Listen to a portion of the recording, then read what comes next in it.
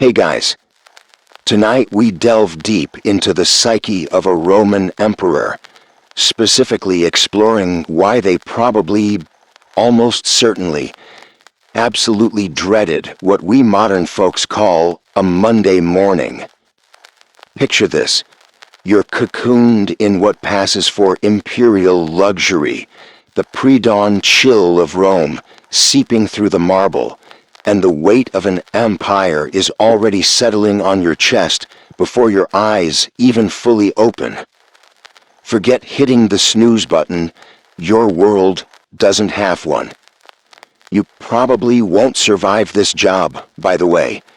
Statistically speaking, it's got a turnover rate that makes most reality TV shows look like a stable career path. So, before you get comfortable, take a moment to like the video and subscribe, but only if you genuinely enjoy what I do here. And hey, drop a comment letting us know where you're listening from and what time it is in your corner of the world. It's always fascinating to see how far these little journeys reach. Now, dim the lights, maybe turn on a fan for that soft background hum, and let's ease into tonight's journey together. The first sensation is the cold. It's a profound, bone-deep chill that the thickest wool blankets and fur throws can't entirely vanquish. Your eyelids flutter open, not to the gentle caress of sunlight, but to the oppressive gloom of your vast bedchamber on the Palatine Hill. A single oil lamp sputters defiantly in a far corner, casting long, dancing shadows that make the familiar frescoes of heroic conquests and serene landscapes seem almost menacing in the pre-dawn murk. You can just make out the faded depiction of Jupiter, mid-thunderbolt, on the ceiling directly above. He looks entirely too energetic for this hour. You, on the other hand, feel like a damped sack of particularly unenthusiastic olives. A groan escapes your lips, a sound absorbed by the heavy tapestries adorning the walls. It's a private sound, one of the few you're allowed. This is your imperial alarm clock, not a crowing rooster, though you can faintly hear some distant, overzealous poultry warming up its vocal cords somewhere in the sprawling city below. No, your alarm is an internal grinding dread, a premonition of the relentless avalanche of duties, demands, and dangers that constitutes another day as the master of the known world. You mentally scroll through the agenda, a mental parchment of obligations that seems to unfurl endlessly. It's not even officially Dies Lunae, the day of the moon yet, but the psychic weight of the imperial Monday is already pressing down, a palpable force. You can hear the faint, almost imperceptible rustle of movement from the antechamber. That'll be Linus, your primary cubicularius, your head chamber slave, a man whose ability to be both omnipresent and invisible is a constant source of mild irritation and grudging respect. He's probably been awake for an hour, ensuring your hypocaust system, the underfloor heating, is at least attempting to fight back against the Roman morning. Though, let's be honest, on mornings like this, it feels like a losing battle. You suspect the furnace stokers are just as enthusiastic about starting their day as you are. It's a universal feeling, this pre-dawn reluctance, shared from the highest echelons of power down to the humblest baker already kneading dough in the sabura. The difference is, their bad day doesn't usually involve the potential for barbarian incursions or assassination plots before lunch. Yours, well, that's practically on the daily schedule. A sigh. You really should get up. The Empire waits for no man, not even the one whose face is on all the coins. You remember a dream, fleeting and bizarre, involving a talking goose, and a chariot race through the forum where the wheels were made of cheese. Probably a bad omen. Or maybe you just need to lay off the spiced wine before bed. Historians still argue whether emperors genuinely believed in the omens and portents that so often dictated their daily routines, or if these were merely tools for public manipulation. Frankly, some mornings a vision of a cheese-wheeled chariot feels as plausible as any other prediction about how the day might unfold. You push that thought aside. Superstition is a luxury you can only afford in carefully managed public displays. Slowly, you swing your legs over the side of the massive, ornately carved bed. Your feet meet the cold mosaic floor, a depiction of Neptune wrestling a rather surprised-looking octopus. The chill shoots up your spine, a jolt more effective than any modern double espresso. No plush slippers await you, just the hard, unyielding reality of your station. You suppose you could command someone to invent imperial slippers lined with dormouse fur, but that's just another decree, another thing to manage. Sometimes it's easier to just endure the cold. As you sit there for a moment, a silhouette in the dimness, the true nature of your imperial alarm clock becomes clear. It's not just the dread, it's the knowledge of the schedule. First, the official waking, the arrival of the inner circle of advisors, each with their own agenda, their own carefully crafted expressions of loyalty. Then the salutatio, the morning reception, where senators, equestrians, and various hangers-on will fill your halls, all vying for a moment of your attention, a nod, a word that could make or break their careers. It's a performance, a carefully choreographed dance of power and patronage that will last for hours. You'll have to listen to endless petitions, adjudicate tedious disputes, and dispense favors, all while trying to discern who's genuinely loyal, who's plotting your downfall, and who just really wants a new aqueduct for their provincial hometown. It's like speed dating, but with more sycophancy and a higher chance of someone trying to slip you a poisoned fig. A little joke there, but only a little one. The threat was, and is, always real. You think of Augustus, that paragon of imperial diligence. He was known for his punishing work ethic, often rising before dawn and working late into the night, sometimes even from his sickbed. That's the standard you're supposed to live up to. No pressure. He also famously had a rather modest bedroom, trying to project an image of an everyman emperor. Your own chambers are a bit more, grand. Perhaps a subconscious overcompensation for the crushing weight of it all. Or maybe you just have a weakness for oversized frescoes of mythological smackdowns. A quirky little habit you've developed, one you'd never admit to anyone, is trying to guess which servant will be the first to officially see you. It's usually Linus, with his uncanny ability to sense when your imperial big toe hits the marble, but sometimes young Marcus, one of the newer lamp boys, gets an accidental early glimpse if he's not quick enough snuffing out the corridor lights.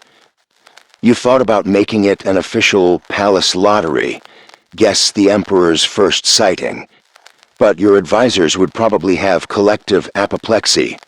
Too frivolous, too human. The sounds from outside your immediate chambers are growing. The distant clatter of kitchen staff, the rhythmic trump of a Praetorian Guard patrol somewhere in the palace complex, the faint, mournful cry of a vendor already hawking his wares down by the Circus Maximus.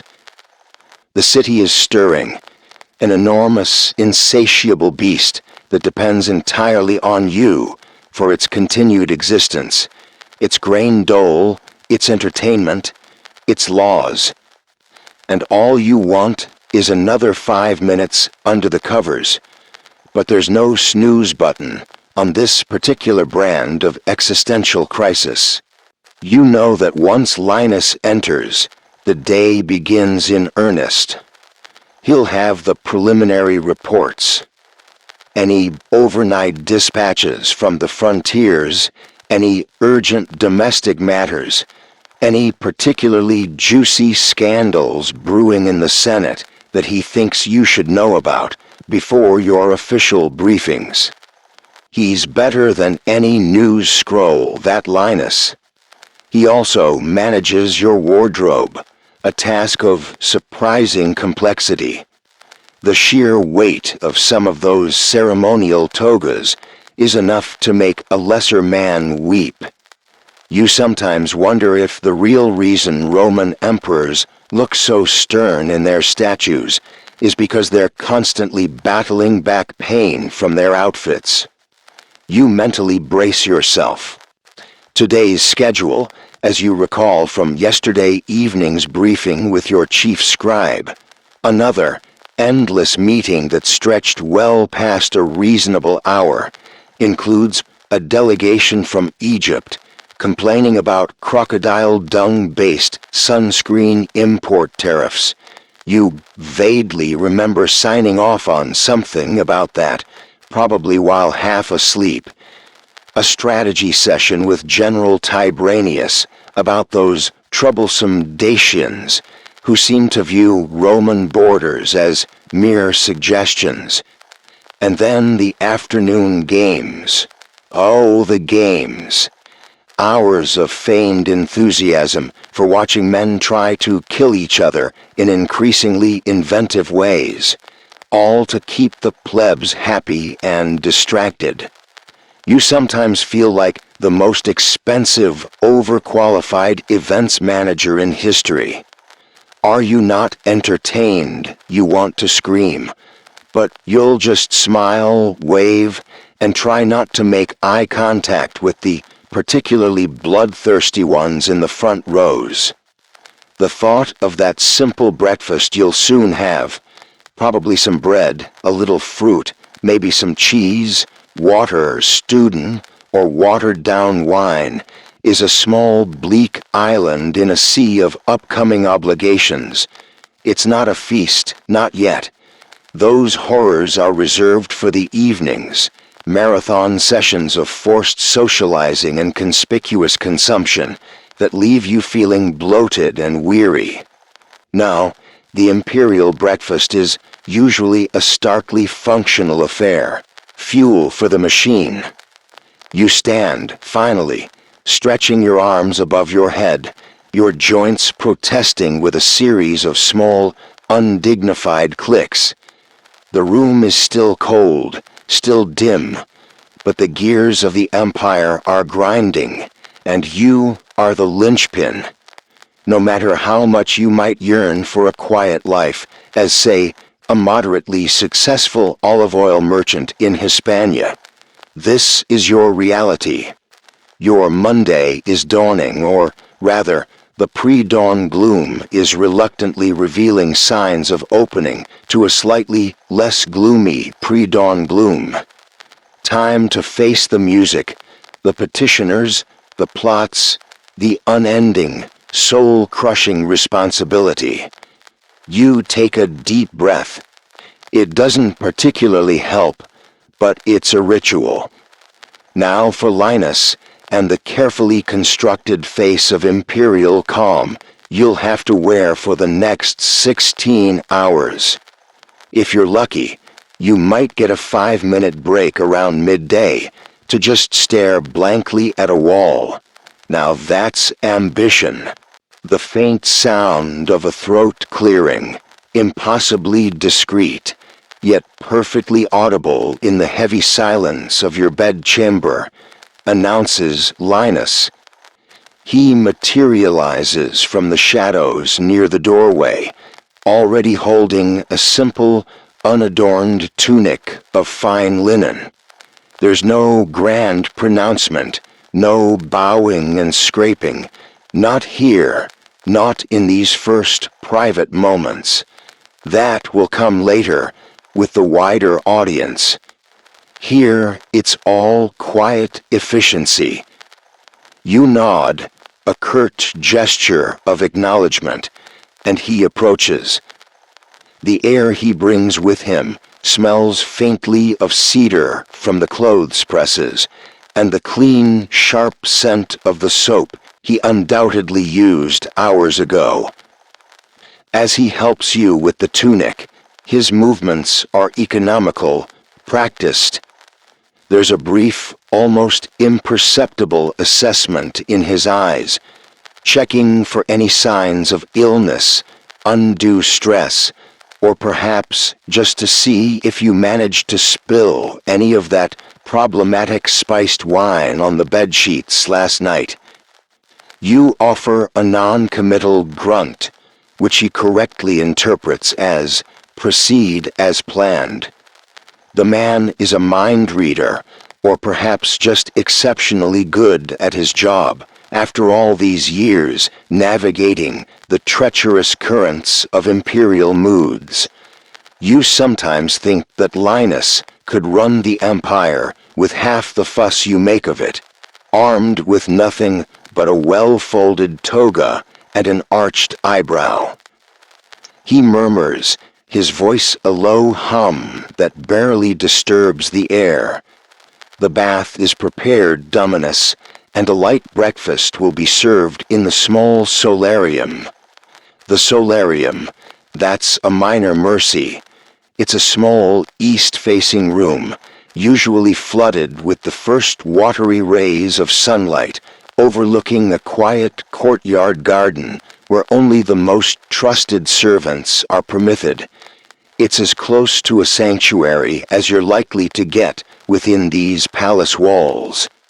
The thought of the bath first is a small comfort, a brief ritual to wash away the lingering grime of sleep and the invisible residue of yesterday's anxieties. The imperial bathroom, even your private one, is of course a marvel of Roman engineering. Heated water, intricate mosaics depicting surprisingly athletic dolphins, and an array of oils and strigils. But this morning, there's no time for a leisurely soak. It's a functional wash, brisk and efficient, the warm water doing little to soothe the tension already coiling in your stomach. Linus assists, his movements unobtrusive, anticipating your every need before you're even aware of it yourself. You catch your reflection in a polished bronze mirror, pale, a little bleary-eyed, the weight of your office already etching faint lines around your eyes. You look like every bad Monday morning meme rolled into one, just with more gold leaf in the background. Soon enough, you are striding, or perhaps more accurately, trudging, with as imperial imperial dignity as you can muster, before your first cup of watered-down wine, towards the solarium. The palace is stirring more audibly now. You hear the distant, rhythmic clanking of the Praetorian Guard practicing drills in one of the larger courtyards, the murmur of voices as functionaries and slaves begin their day, the faint, tantalizing aroma of baking bread wafting from the colossal palace kitchens. That bread, you know, is mostly for the hundreds, if not thousands of mouths you're responsible for feeding within these walls, from the highest senator awaiting an audience to the lowest stable boy. Your own breakfast, you anticipate, will be considerably more Spartan. And so it is. You enter the solarium, and true to its name, The room is bathed in a pale, hopeful morning light. Dust motes dance in the sunbeams, creating an almost ethereal glow. A simple wooden table stands in the center, set for one. There's no gleaming silver, no elaborate floral arrangements, just a clay platter with a few slices of dark, crusty bread, panis gratilis, the soldier's bread, you believe it's called, a small bowl of green olives, a wedge of hard goat's cheese, a handful of dried figs, and a single earthenware goblet. Linus, or some equally discreet servant, has already poured a measure of wine, heavily diluted with water. It's the color of a faded rose. No artisanal coffee, no exotic fruit juices flown in from the furthest reaches of the empire. This is the breakfast of a man who has work to do, not a gourmet experience. You sit, the wooden chair surprisingly comfortable, or perhaps your standards are just low this early in the day. For a few moments, there's only the sound of your own movements, the faint chirping of sparrows in the ivy clinging to the courtyard walls outside.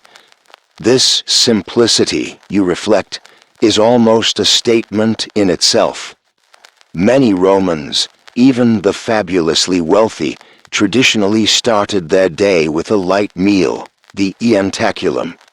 The historian Suetonius noted that the divine Augustus himself was a man of simple tastes in the morning, content with a bit of bread, perhaps some small fish, moist cheese, and a few fresh figs. So, in a way, you're channeling your inner Augustus, or perhaps you're just trying to convince yourself that this meager fare will somehow imbue you with his legendary efficiency and fortune. One can dream. You pick up a piece of bread, its texture rough beneath your fingertips. The Romans, for all their engineering prowess, weren't particularly known for delicate pastries. This is hearty, slightly sour, and perfect for dipping into the watered wine, a practice that might make a modern connoisseur shudder, but is perfectly normal for you. As you chew, slowly, deliberately, the quiet of the room seems to magnify the turmoil in your mind. This right here is the great paradox of your imperial Monday morning. The meal is simple, almost monastic, a portrait of stoic moderation. Yet it belies the crushing, complex, and utterly overwhelming pressures that are already queuing up outside your door, metaphorically speaking. For now, soon it will be literal. Linus stands by the entrance, as still as one of the statues in the corridor, holding a small stack of wax tablets. He knows better to interrupt your breakfast unless the world is actively ending, but his very presence is a reminder. Those tablets, you're sure, contain summaries of overnight dispatches, urgent requests that have somehow bypassed the usual channels, perhaps even the first draft of a speech you're supposed to deliver later to a group of increasingly restless merchants. Each chew of your dry bread feels like a countdown. The flavors are basic, the saltiness of the cheese, the slight bitterness of the olives, the sugary hit of a dried fig. You eat with your hands, as is customary. There's a certain earthy honesty to it, a direct connection to the food, unmediated by fussy utensils. It's a quirky tidbit of Roman life that often gets overlooked in the grand narratives of battles and political intrigue. The sheer, unadorned practicality of their daily habits, even for the emperor. You wonder if your predecessor choked on an olive right before that unfortunate incident with the Praetorians. Morbid thoughts before 9 in the morning. Definitely a Monday. Historians still debate the extent to which an emperor's personal diet was a matter of genuine preference versus a calculated display of soldierly discipline or stoic moderation. Are you eating this way because you genuinely prefer it? Because it reminds you of your earlier, simpler days in the army, perhaps? Or is it part of the imperial brand, a carefully curated image of a leader who isn't softened by luxury, who remains connected to the common man, or at least the common soldier? Maybe it's a bit of both, or maybe, just maybe, after last night's interminable banquet featuring stuffed dormice and honey-glazed flamingo tongues, a culinary adventure you'd rather forget, particularly the part where the dormice were still vaguely recognizable. Your stomach simply can't handle anything more complex than bread and water. Let's go with that. It feels more viscerally true. You take a sip of the watered wine. It's cool, slightly tart, and does more to wake your senses than to offer any real alcoholic buzz. Good. You need your wits about you. The issues you mulled over while waking, those Dacian troublemakers, the ever-present grumbling from the Senate, the logistical nightmare of keeping a city of 1 million souls fed and watered, they all seem to be waiting, patiently, just beyond the sun-dappled tranquility of this small room. This simple breakfast is the fuel, the basic, unglamorous energy source for a day that will demand the mental acuity of a philosopher, the ruthlessness of a general, and the patience of a saint dealing with a particularly trying toddler. You possess on any given Monday variable amounts of each. You idly arrange the olive pits on your plate into a small pyramid, a tiny, fleeting moment of artistic expression before the tidal wave of official duties. You remember that delegation from Egypt you're scheduled to meet. Something about sunscreen tariffs, wasn't it? The thought of having a serious debate about the economic implications of crocodile dung before midday is enough to make you want to go back to bed and let Linus handle the empire. He'd probably sort out the Dacians with a stern look and a tactfully worded memo. The last fig is consumed. The final sip of wine. The brief respite is over. This then is your breakfast of champions, or perhaps more accurately, the breakfast of the perpetually embattled. It's not a meal designed for pleasure, but for endurance. It's a quiet, almost solemn ritual that underscores the profound isolation of your power, a stark contrast to the public feasting and forced bonhomie that will dominate your later hours. It's the calm before the storm, the deep breath before the plunge. And as the first rays of the sun begin to warm the marble floor, you can almost hear the distant roar of the lions, both the literal ones in the Colosseum and the metaphorical ones already sharpening their claws in the antechambers of power. Your Monday is truly about to begin. Linus shifts a subtle signal. He knows. He always knows. He approaches the table as you rise, ready to clear away the simple remnants of your meal. No words are exchanged, none are needed. The dread from the pre-dawn gloom hasn't vanished.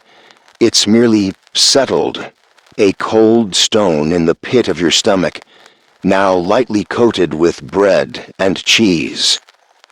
Time to don the metaphorical armor, and soon, the literal, very heavy toga. The day awaits, with all its glorious, terrifying, and mind-numbingly tedious responsibilities. Linus, with that characteristic subtlety that makes you wonder if he moonlights as a stage magician, has already anticipated your next move. The simple tunic you wore for breakfast is whisked away, replaced by something slightly more formal, though not yet the full ceremonial armor of the state. That particular joy, the heavy toga, awaits you for the more public appearances later. For now, it's about looking approachable, yet undeniably in charge. A neat trick if you can manage it before your brain has fully processed the fact that it's no longer acceptable to be horizontal. He adjusts a fold here, straightens a seam there. His hands are quick, efficient, and you feel yourself stiffening almost unconsciously, shifting from the relative privacy of you in the solarium to the public persona of Emperor about to face the hordes. The first wave is gathering in the Basilica Julia Dominus. Linus murmurs, his voice still at that early morning confidential pitch. Mostly senators and the usual equestrians. The provincial delegations are being marshaled in the 80s Castorus for later.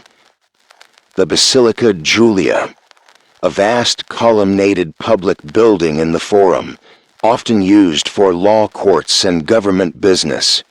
Using it for your morning salutation means you're expecting a crowd. And first wave implies there will be more. Of course there will. It's like the tide, this daily influx of people wanting something, a tide that never seems to go out. You nod, taking a steadying breath that doesn't quite manage to steady anything. The simple bread and cheese breakfast feels like a distant, pleasant memory already, a tiny island of peace before the daily onslaught. As you walk from your private wing, the sounds of the palace grow from a distant hum to a more immediate bustling symphony of organized chaos. Guards snap to attention with a collateral armor and well-oiled leather as you pass, their faces impassive, though you sometimes catch a flicker of something in their eyes. Pity? Probably not. More likely, they're just wondering if you'll approve that pay rise they've been angling for. The air in the corridors is cooler now, carrying the scent of damp stone, beeswax polish used on the marble floors, and a faint, indefinable aroma that is simply crowd. It's a mixture of too many bodies in an enclosed space, the subtle tang of anxious sweat, and the cloying sweetness of the various perfumes and scented oils your petitioners have no doubt doused themselves in, hoping to make a memorable, or at least fragrant, impression. You resist the urge to wrinkle your nose. It wouldn't be very emperor-like. As you approach the designated audience hall, today a section of the basilica that's been roped off and heavily guarded, the low murmur of dozens, perhaps hundreds voices, becomes a distinct buzz. It's the sound of anticipation, of hushed plotting, of last-minute coaching from patrons to their clients. This, the salutatio, is the ultimate expression of this system. You are the patron of patrons, the final court of appeal, the dispenser of all good things, or, depending on your mood and their request, the ultimate source of disappointment. It's a 50-50 shot, really. You pause for a moment before entering, your hand briefly touching a cool marble pillar. One final moment of relative anonymity before you step into the spotlight. Your chief of staff, a stern, unflappable man named Sextus, who looks like he was born wearing a senatorial toga and a frown, gives you a curt nod. They are eager, Caesar, as always. Eager, that's one word for it. Desperate, demanding, occasionally deluded. Those also spring to mind. Then you step forward, and the buzzing instantly transforms. A wave of movement ripples through the assembled crowd as they catch sight of you. Heads bow, bodies incline, a collective sigh of acknowledgement, almost like a reverse wave at a modern sporting event. You are the sun, and they are the heliotropic plants, all craning towards your light, your warmth, your imperial favor. It's a heady feeling, this sudden focus of so many hopes and fears, but it's also profoundly draining. You have to be all things to all people, wise, just, patient, decisive, occasionally merciful, but never, ever weak. No pressure at all. It's like being the world's most over-scrutinized customer service representative, but if you give a bad answer, someone might declare war. The first petitioner steps forward, guided by a nervous-looking aide. He's a senator, old and paunchy, with a nose that's seen too many vintages of Falernian wine. He launches into a florid, overly rehearsed speech about his undying loyalty, his family's generations of service to Rome, and then finally, the point. He wants a governorship, a nice quiet one preferably, with good hunting and minimal rebellious tribes. You listen, your face arranged into what you hope is an expression of thoughtful consideration. Sextus, standing just behind your shoulder, murmurs a barely audible summary. Probus, wealthy, largely harmless, supported your third cousin's disastrous bid for Pontifex Maximus 2 years ago. Probably needs the money. The plot, as always, thickens. You give a non-committal answer, something about considering his long service, and wave him on. Next, and so it begins. A relentless parade of faces, a torrent of words. You hear pleas for financial aid from once noble families now down on their luck. Their ancestors' heroic statues probably gathering dust in some forgotten villa. There are ambitious young men from equestrian families, their eyes bright with the hope of a prestigious military commission or a lucrative administrative post. You can almost see the career ladders in their eyes. One fellow, a poet with more hair than talent, tries to recite an epic ode he's composed in your honor, something about your divine wisdom and your resemblance to Apollo, only with better military strategy. You manage to cut him off after the 5th stanza about your luminous gaze, promising to read it later, which of course you won't. Linus has a special brazier reserved for particularly terrible poetry. Then come the complaints. How the complaints. A landowner from Campania accuses his neighbor of diverting water from a shared stream. A merchant from Ostia wails about exorbitant harbor fees, conveniently forgetting to mention his own reputation for shortchanging his customers. A woman, heavily veiled and clutching a tear-soaked handkerchief, begs for your intervention in a bitter inheritance dispute with her grasping stepchildren. It's a daily dose of human drama, greed, and desperation. You try to listen, to appear engaged, but after the 20th nearly identical plea, your mind starts to wander. Did you leave the oven on back in the private quarters? Unlikely, as you don't cook. But the thought is more engaging than this droning voice detailing the precise boundaries of a disputed goat pasture. Every now and then, a truly bizarre request surfaces. One man, wild-eyed and smelling faintly of goat, a different goat you presume from the pasture dispute, presents you with what he claims is a feather from a griffin. He insists it's a sign of impending victory against the Parthians, and that you should wear it into your next battle.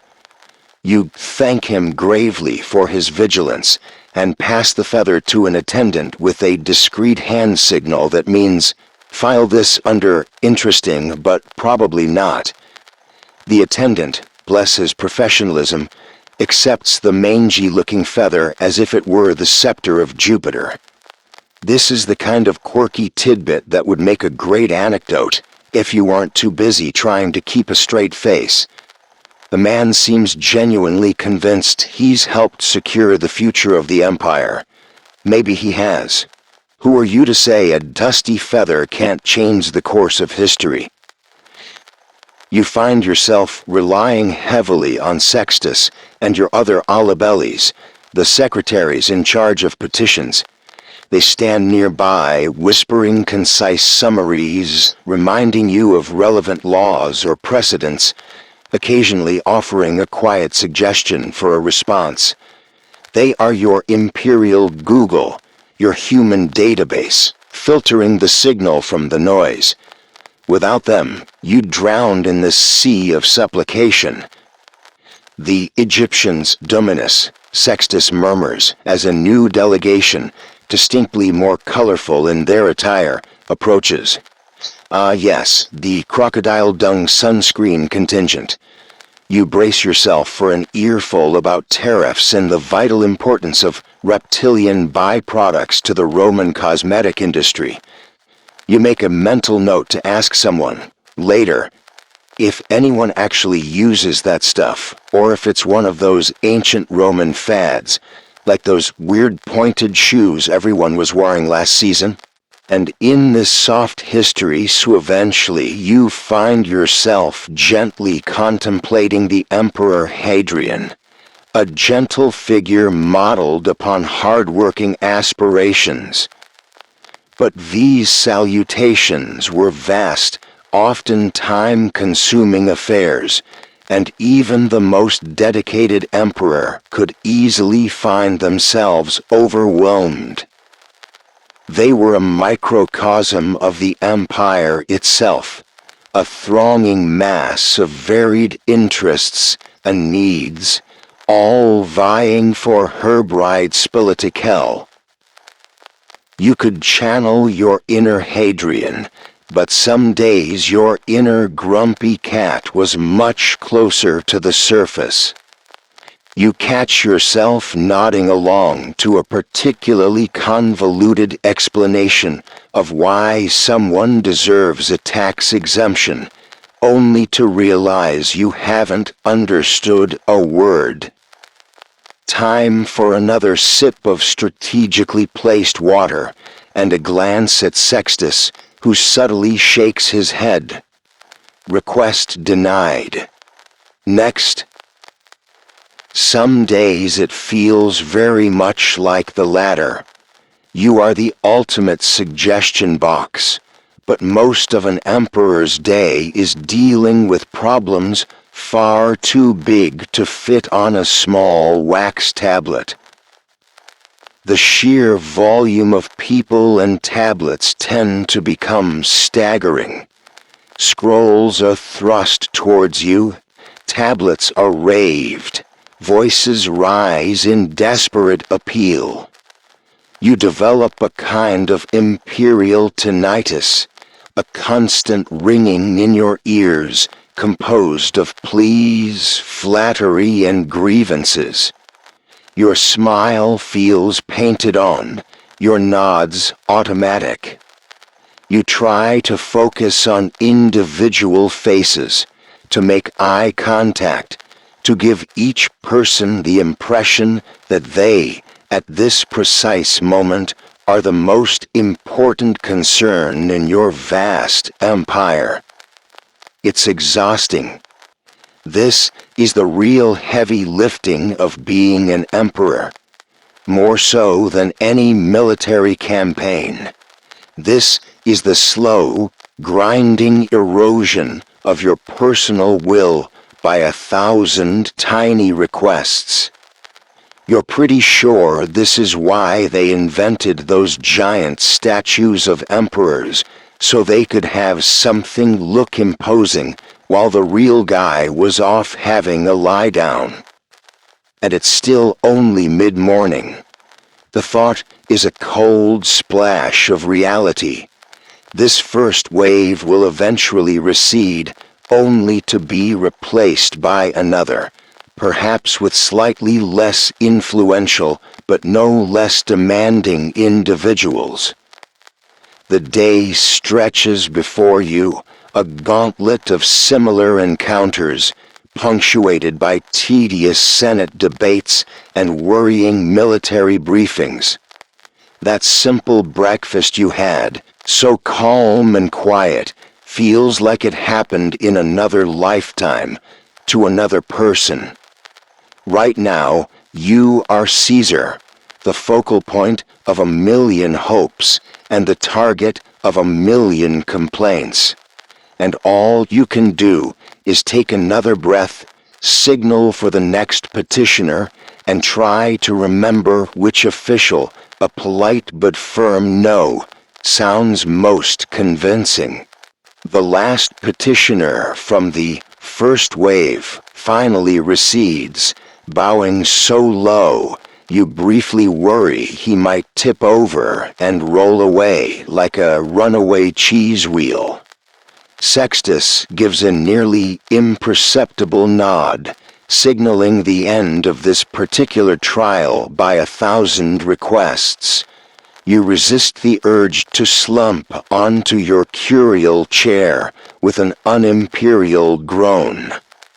The Basilica Julia, which felt so overwhelmingly crowded just moments ago, now seems strangely empty, though attendants are already scurrying to reorganize for the next phase of whatever public spectacle the day demands. You, however, have a more immediate and, in some ways, more personal ordeal to face: the wardrobe change. The truly imperial wardrobe change.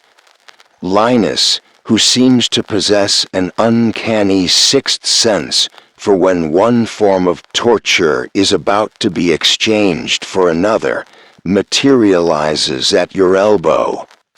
The consular toga, Dominus, for the address to the Senate, he murmurs, his voice a soothing balm that does absolutely nothing to alleviate the weariness already settling into your bones. The consular toga, right, because nothing says, I am a man of the people, leading our great republic, quite like a garment so cumbersome it requires its own team of engineers to deploy.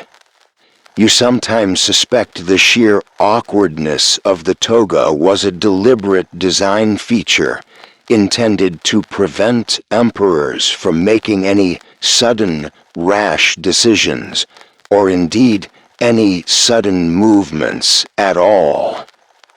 You are ushered not back to your private bedchambers, but to a designated robing room closer to the state apartments, a place specifically designed for these elaborate transformations. It's less a room and more a small private stage, complete with strategically placed mirrors of polished silver and an army of specialized slaves. These aren't just any household servants. These are the Vestaplices, the toga folders, the sartorial ninjas, whose entire existence revolves around the arcane art of pleating, draping, and ensuring the Emperor of Rome doesn't trip over his own grandeur in public. And the wool, oh the wool, as you shed the relatively comfortable tunic you wore for the salutatio, your eyes fall upon the garment laid out in state on a large marble table, the toga picta, the toga virilis, the plain white toga of the ordinary citizen, is already a fairly substantial piece of fabric, a good 6 yards of wool, but the toga picta, reserved for triumphs and high state occasions, and apparently your dreary Monday address to a bunch of grumpy senators, is something else entirely. It's a vast, semicircular expanse of the finest Tyrian purple wool, so deep a hue it almost looks black in the shadows, and it's heavy, impossibly heavy. Even before it's on your body, you can feel its psychic weight. This isn't just clothing, it's a statement, a symbol, a wearable burden of office, and it's embroidered, extravagantly, with thick gold thread, depicting scenes of Jupiter striking down Titans or some such suitably imperial and not at all subtle imagery.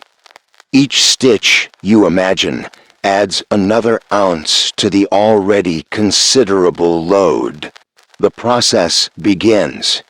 You stand there, like a statue yourself, while at least 2, sometimes 3 attendants swarm around you. First comes the fresh tunic, the tunica palmata, another embroidered affair that goes under the toga. It's fine, but it's just the underlayer, the opening act for the main event. Then the toga itself is lifted, with a reverence usually reserved for sacred relics. This isn't a grab-and-go outfit. It's an engineering project, a carefully orchestrated ballet of fabric and bodies.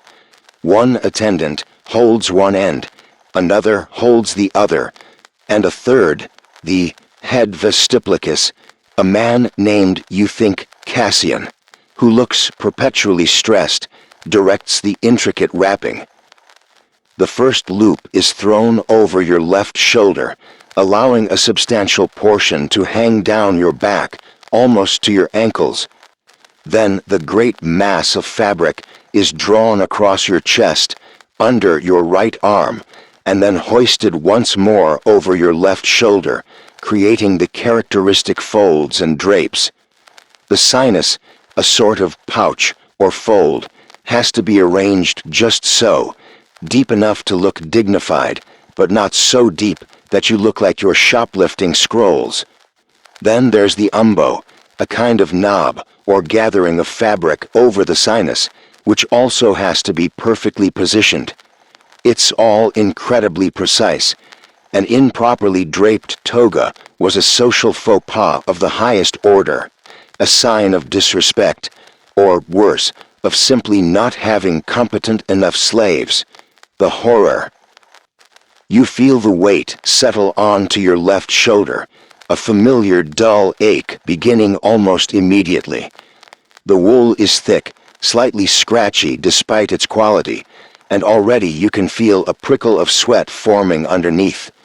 Rome in any season can be surprisingly warm, and being encased in what amounts to a small purple woolen tent isn't exactly conducive to staying cool and collected. You try to breathe evenly, to project an air of imperial calm, but inside you're already calculating how many hours you'll have to endure this sartorial straitjacket. You feel less like a divine ruler and more like a very important, slightly suffocating sausage roll. Cassian and his team fuss and tug, smoothing out creases, adjusting the fall of the drapery, their brows furrowed in concentration. They murmur to each other in low tones, technical jargon of the toga-fitting world that you've never bothered to learn. A little more tension on the Baltea section, Lucius. Ensure the Lexinia hangs correctly, Marcus. It's a performance in itself. You sometimes wonder if they deliberately make it look more complicated than it is, just to enhance their own mystique. Then come the shoes, the calce patrici, special red leather boots with intricate lacing reserved for those of high rank. At least these are usually fairly comfortable, a small mercy. And your signet ring, of course, bearing your imperial seal, a heavy gold reminder of the authority you wield, even when you're feeling more like a clothes horse than a commander. If there's a laurel wreath involved today, and for the Senate, there often is, just to remind them who's really in charge, that's another layer of mild discomfort. Its leaves, prone to tickle your forehead at the most inopportune moments. The mainstream historical fact, as you well know, is that the toga was the quintessential garment of Roman citizenship, a powerful symbol of Roman identity. Different togas signified different things. The plain toga virilis for adult males, the toga praetexta with its purple border for magistrates and freeborn boys, and this, the all-purple gold-embroidered toga picta, the garment of triumphators, and by extension, emperors on days when they really wanted to rub it in. It had its origins with the Etruscans, an ancient pedigree for an ancient power, but knowing its history doesn't make it any less of a pain to wear. One of the quirkier tidbits you've picked up is about the cleaning of these magnificent garments. Since wool doesn't take kindly to frequent washing, togas were often sent to the fullers who cleaned them using a charming mixture of fuller's earth, a type of clay, and yes, aged human urine. The ammonia in the urine was apparently an excellent degreaser. So as you stand there, resplendent in your imperial purple, there's a non-zero chance your magnificent toga has, at some point in its recent history, been intimately acquainted with someone else's bodily fluids. Try not to think about it. Definitely try not to sniff it too closely. Finally, after what feels like an eternity of being prodded, pulled, and patted into shape, Cassian steps back, his critical eye scanning you from head to toe. He makes one last minute adjustment to a fold near your shoulder, then nods, a rare smile of satisfaction gracing his usually stressed features. "Acceptable, Dominus," he declares. "High praise indeed." You glance at your reflection. The effect is undeniably impressive. You look imperial, powerful, slightly intimidating. The purple is deep and rich, the gold gleams, the drapery falls in what appear to be classically approved lines. The image of authority is complete. But beneath the surface, the reality is quite different. You feel constricted, hot, and acutely aware that any sudden or overly enthusiastic gesture could bring the whole carefully constructed edifice tumbling down. Historians still debate whether the increasing elaborateness and impracticality of imperial attire over centuries primarily reflected growing imperial majesty, or a subtle, perhaps unconscious desire to physically differentiate and elevate the emperor ever further from his subjects. Looking at yourself in the mirror, feeling the sheer oppressive bulk of the thing, you're inclined to think it might also have been a very effective way of keeping emperors from running away from their responsibilities.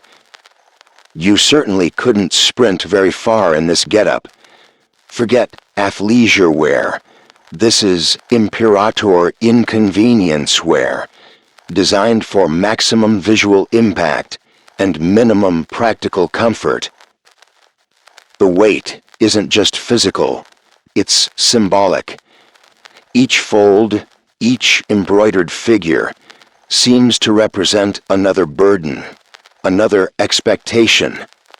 This toga is your office made manifest. a heavy cloak of responsibility that you can never truly shrug off, not even in your most private moments. It's a constant reminder that you are not just a man, but an institution, a symbol, the living embodiment of Rome.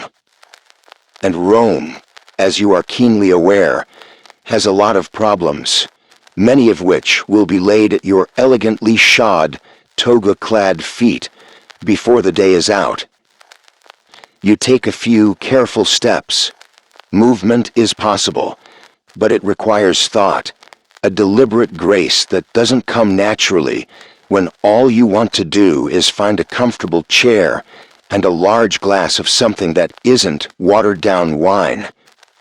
The upcoming Senate session, you recall, is likely to be long and tedious, filled with speeches that are either too sycophantic or too subtly critical. Standing there, or sitting ramrod straight for hours, encased in this magnificent woolen prison, is not a pleasant prospect. Your earlier dread about the day's demands now has a very tangible, very scratchy companion. Linus offers you a small, encouraging nod. He knows the drill. He's seen you and your predecessors go through this countless times. He also knows that no amount of complaining will change the fact that this is what an emperor wears to address the Senate. So, you take another deep breath, or as deep as the constricting folds will allow, and prepare to face the next chapter of your Imperial Monday. At least if you accidentally nod off during one of Senator Gracchus's famously soporific speeches on agricultural reform, the toga is voluminous enough to mostly hide it. Small victories, fully encased in your magnificent yet undeniably cumbersome toga picta, you feel like a prized bull being led to a sacrifice, albeit a very important, well-attended sacrifice in the Senate House. Linus gives a final, almost imperceptible nod, and the doors of the robing chamber swing open. Waiting for you is not a gilded chariot, not for this relatively short hop to the Curia Hostilia, but a sturdy, ornate litter, borne by 8 massive, expressionless Germanic slaves, their muscles bunching impressively under their simple tunics. You sometimes wonder what they think about, carrying the master of the world around like a particularly fragile piece of pottery. Probably how much their backs hurt. You can sympathize. You settle onto the cushioned seat of the litter, the heavy curtains of imperial purple silk drawn partly closed, offering a modicum of privacy, but also obscuring your view just enough to make you feel slightly vulnerable. The weight of the toga seems to press you down into the cushions, a constant nagging reminder of the dignity you must project, even when you're being jiggled about like a fig in a sack. The bearers hoist the litter smoothly onto their shoulders, their movements practiced and synchronized, and your journey to the Roman Forum begins. It's not a long walk, but in this get-up, and with the political minefield you're about to traverse, every step feels significant.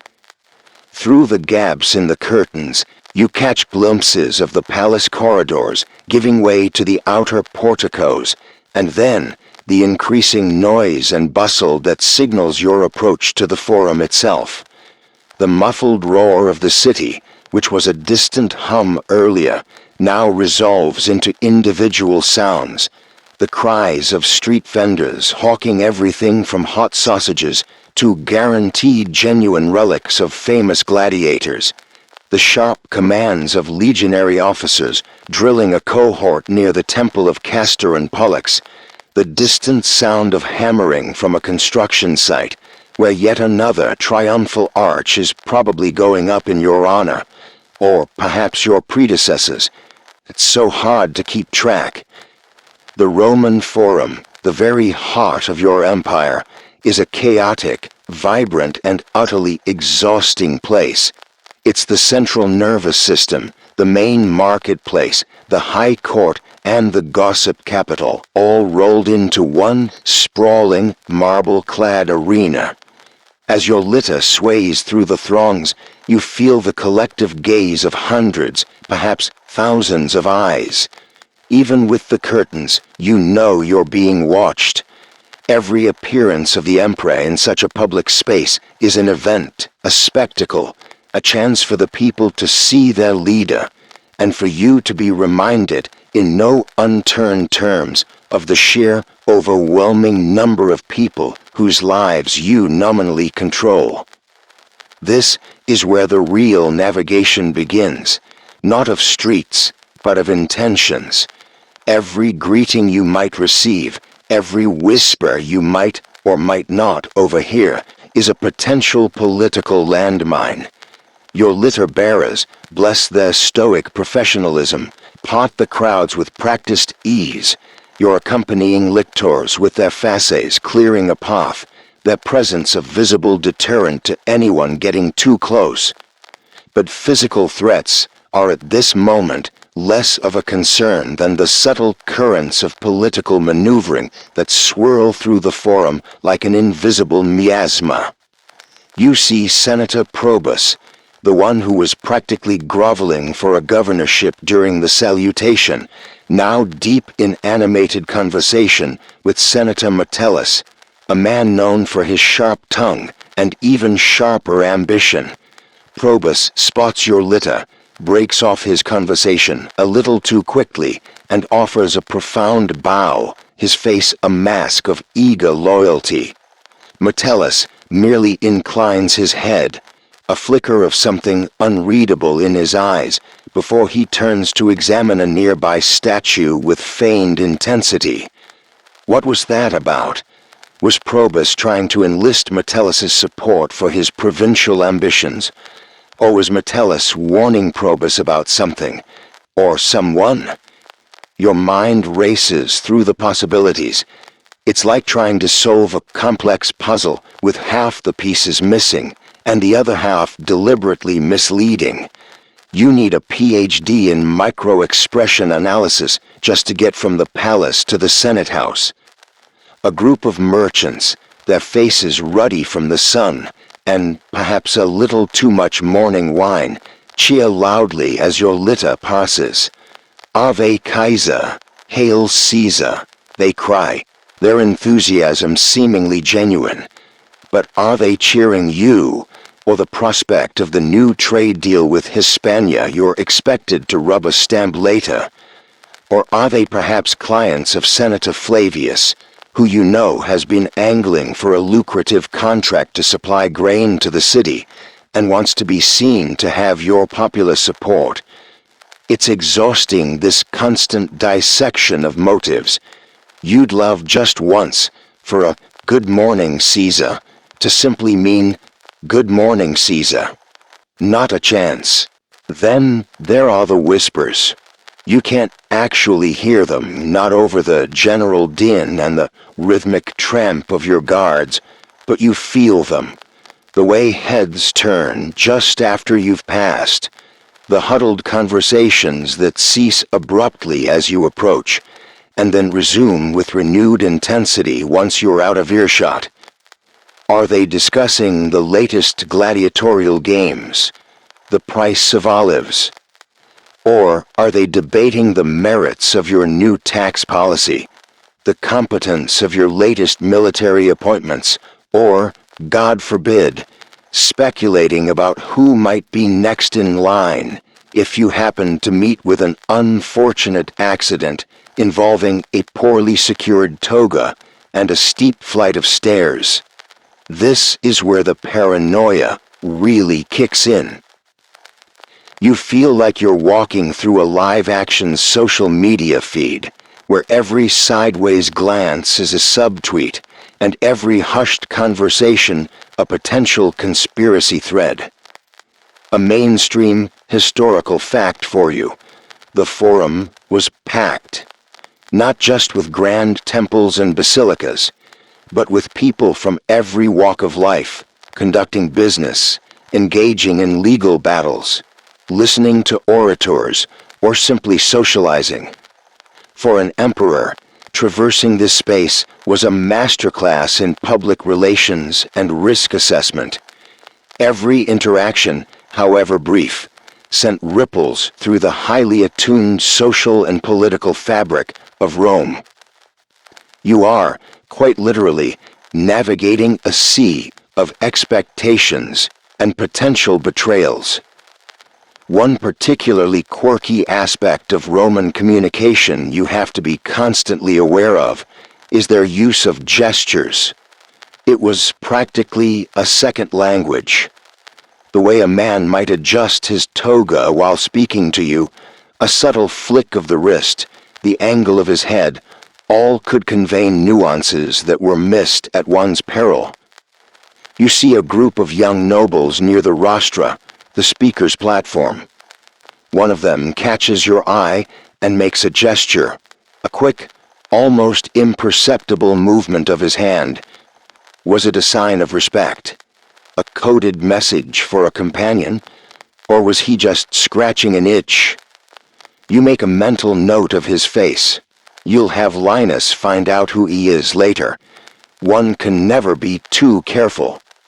This constant vigilance is also fueled by the knowledge of delatores, professional informers who were notorious for lurking in public spaces like the Forum, eager to report any hint of seditious talk or untoward behavior, often for a hefty reward or political favor. They made everyone, even the innocent, a little more guarded. As your litter approaches the Curia, the Senate House, the density of important-looking togas increases. Here, the greetings become more formal, the scrutiny more intense. You spot Senator Gracchus, the one whose speeches on agricultural reform are legendary for their ability to induce comas. He gives you a smile that doesn't quite reach his eyes, a smile that says, "I have a 3-hour oration prepared, and you, my dear Emperor, are my captive audience." You return the smile with what you hope is an expression of serene anticipation, while mentally steeling yourself for an afternoon of profound boredom, all while trying to look majestic in your increasingly scratchy imperial uniform. Remember that heavy toga? It feels even heavier now, a physical manifestation of the political burdens you're about to carry into that chamber.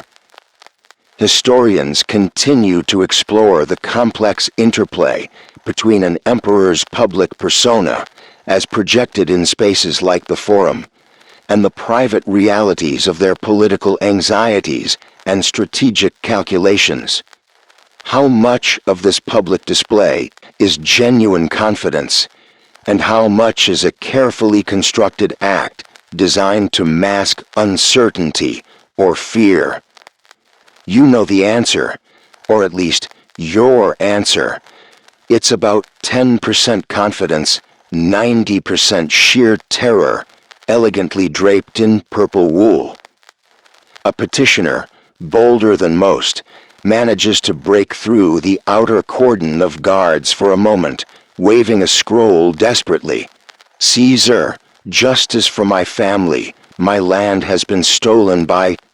He's quickly and efficiently moved aside by your lictors before he can name the accused. But you saw the direction of his accusing glare. It was towards a very wealthy, very influential senator who happens to be lunching with your wife's cousin next week. Another landmine. Do you intervene and risk alienating a powerful ally? Or do you ignore the plea and risk appearing unjust? You make a non-committal gesture that could mean anything or nothing. and your litter continues its inexorable progress. Sextus will make a note. Another problem for another hour. Each interaction, each observed glance, each half-heard comment is a piece of data to be filed away, analyzed, cross-referenced. It's a relentless, draining process. You're not just an emperor.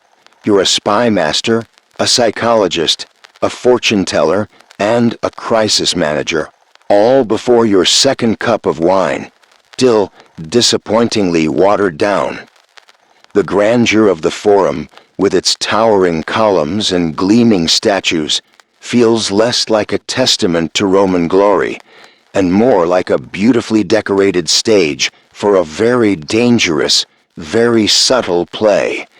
And you, dear Emperor, are the unwilling lead actor, hoping you remember all your lines and don't accidentally trigger a real-life tragedy. The heavy bronze doors of the Curia Hostilia finally swing shut behind you, muffling the lingering drone of Senator Gracchus's surprisingly passionate, if mind-numbingly detailed, peroration on the optimal crop rotation cycles for northern Italian vineyards. You made it. Another senatorial session navigated, another round of feigned interest and carefully worded pronouncements delivered. The toga picta, which felt like a lead blanket earlier, now seems to have fused to your skin, each gold thread a tiny, insistent needle. You can feel the dampness of perspiration clinging to your tunic underneath. Glamorous, this life is not. Sextus, ever the pragmatist, is already at your side. A light prandium has been arranged in the lesser Lararium Dominus. General Tiberianus awaits your pleasure there. The lesser Lararium, a smaller, more private shrine room dedicated to the household gods, often used for intimate gatherings when you don't want the full pomp of a state dining hall. And General Tiberianus, that means the Dacian problem, that persistent thorn in the empire's side, is on the lunchtime menu. So much for a moment of peace. You nod, a wave of weariness washing over you, only to be immediately countered by a fresh jolt of anxiety. Lunch with a general invariably means decisions, troop movements, and the ever-present possibility of bad news from the frontier. As you walk through the labyrinthine corridors of the palace, a slightly less formal route this time, avoiding the main public thoroughfares, Linus and a couple of other trusted attendants discreetly help you shed the monstrous toga picta. The relief is immense, like a physical weight being lifted from your shoulders and your soul. You half expect to float away. You're allowed a simpler, though still elegant bordered tunic for this semi-private meal. It feels like being released from a beautifully embroidered prison. Cassian, the head Vestiplicus, whisks the great toga away, presumably to be aired, deloused, and prayed over before its next public appearance. You don't envy him his job. The lesser Lararium is, as its name suggests, more modest than the grand staterooms. Frescoes of dancing lares and penates, the household spirits, adorn the walls, their painted smiles a little too cheerful for your current mood. A single polished citrus wood table is set with 3 couches, Roman style, for reclining.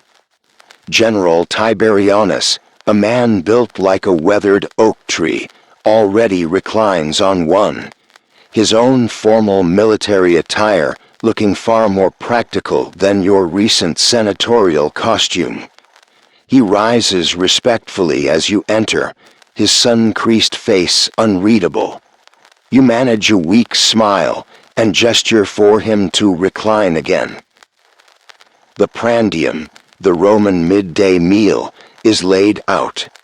Platters of sliced cold pheasant, a salad of fresh greens glistening with olive oil and a sprinkle of herbs, a basket of crusty bread, a finer sort than your breakfast fare, some soft cheeses, and a bowl of gleaming purple olives that remind you, uncomfortably, of your recent toga.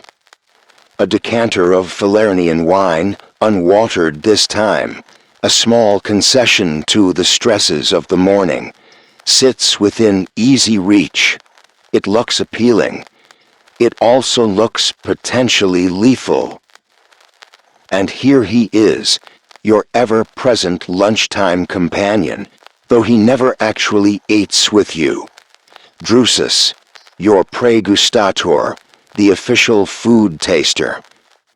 Drusus is a pale, perpetually nervous young man from a good but impoverished family, whose sole job is to sample every dish and every drink before it passes your imperial lips.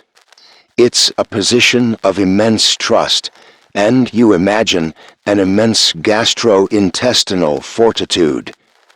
He approaches the table with a solemnity usually reserved for religious rites, his small silver tasting spoon at the ready. He samples the pheasant, chews thoughtfully, swallows. He sips the wine. He tries an olive. His expression remains neutral. After a few tense moments, during which you try not to imagine him suddenly clutching his throat and turning an alarming shade of green, he nods. All is well, Dominus.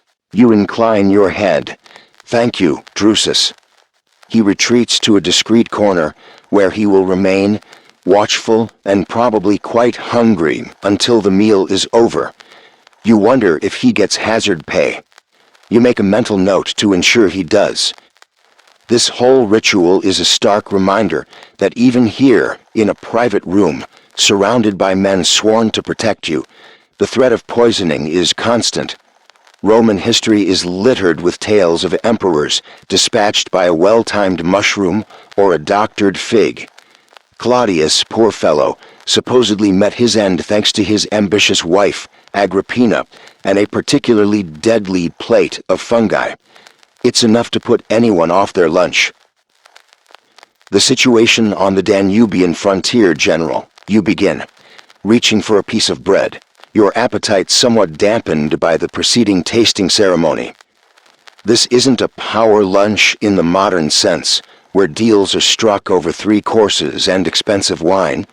It's more of a paranoia picnic, a working meal where every morsel comes with a side of existential dread. Tiberianus launches into his report, his voice a low rumble. He speaks of skirmishes, of supply lines stretched thin, of tribes growing bolder. As he talks, you find yourself watching him, not just listening to his words. Is his concern genuine, or is he exaggerating the threat to secure more legions, more resources, more personal glory? Is that slight tremor in his hand a sign of age, or of some hidden anxiety? Every liaison, every conversation is a test of discernment. You are constantly sifting truth from flattery, competence from ambition, loyalty from deceit. The wine, when you finally sip it, is excellent, rich and smooth, but even its fine bouquet can't quite dispel the metallic taste of suspicion that always seems to linger in your mouth. You eat sparingly, your gaze drifting from Tiberianus to Sextus, who reclines on the third couch, occasionally interjecting with a pertinent question or a reminder of some relevant decree. They are your closest advisors, men whose counsel you rely on. But could one of them, or both, be playing a deeper game? The thought is a familiar, unwelcome guest at your table.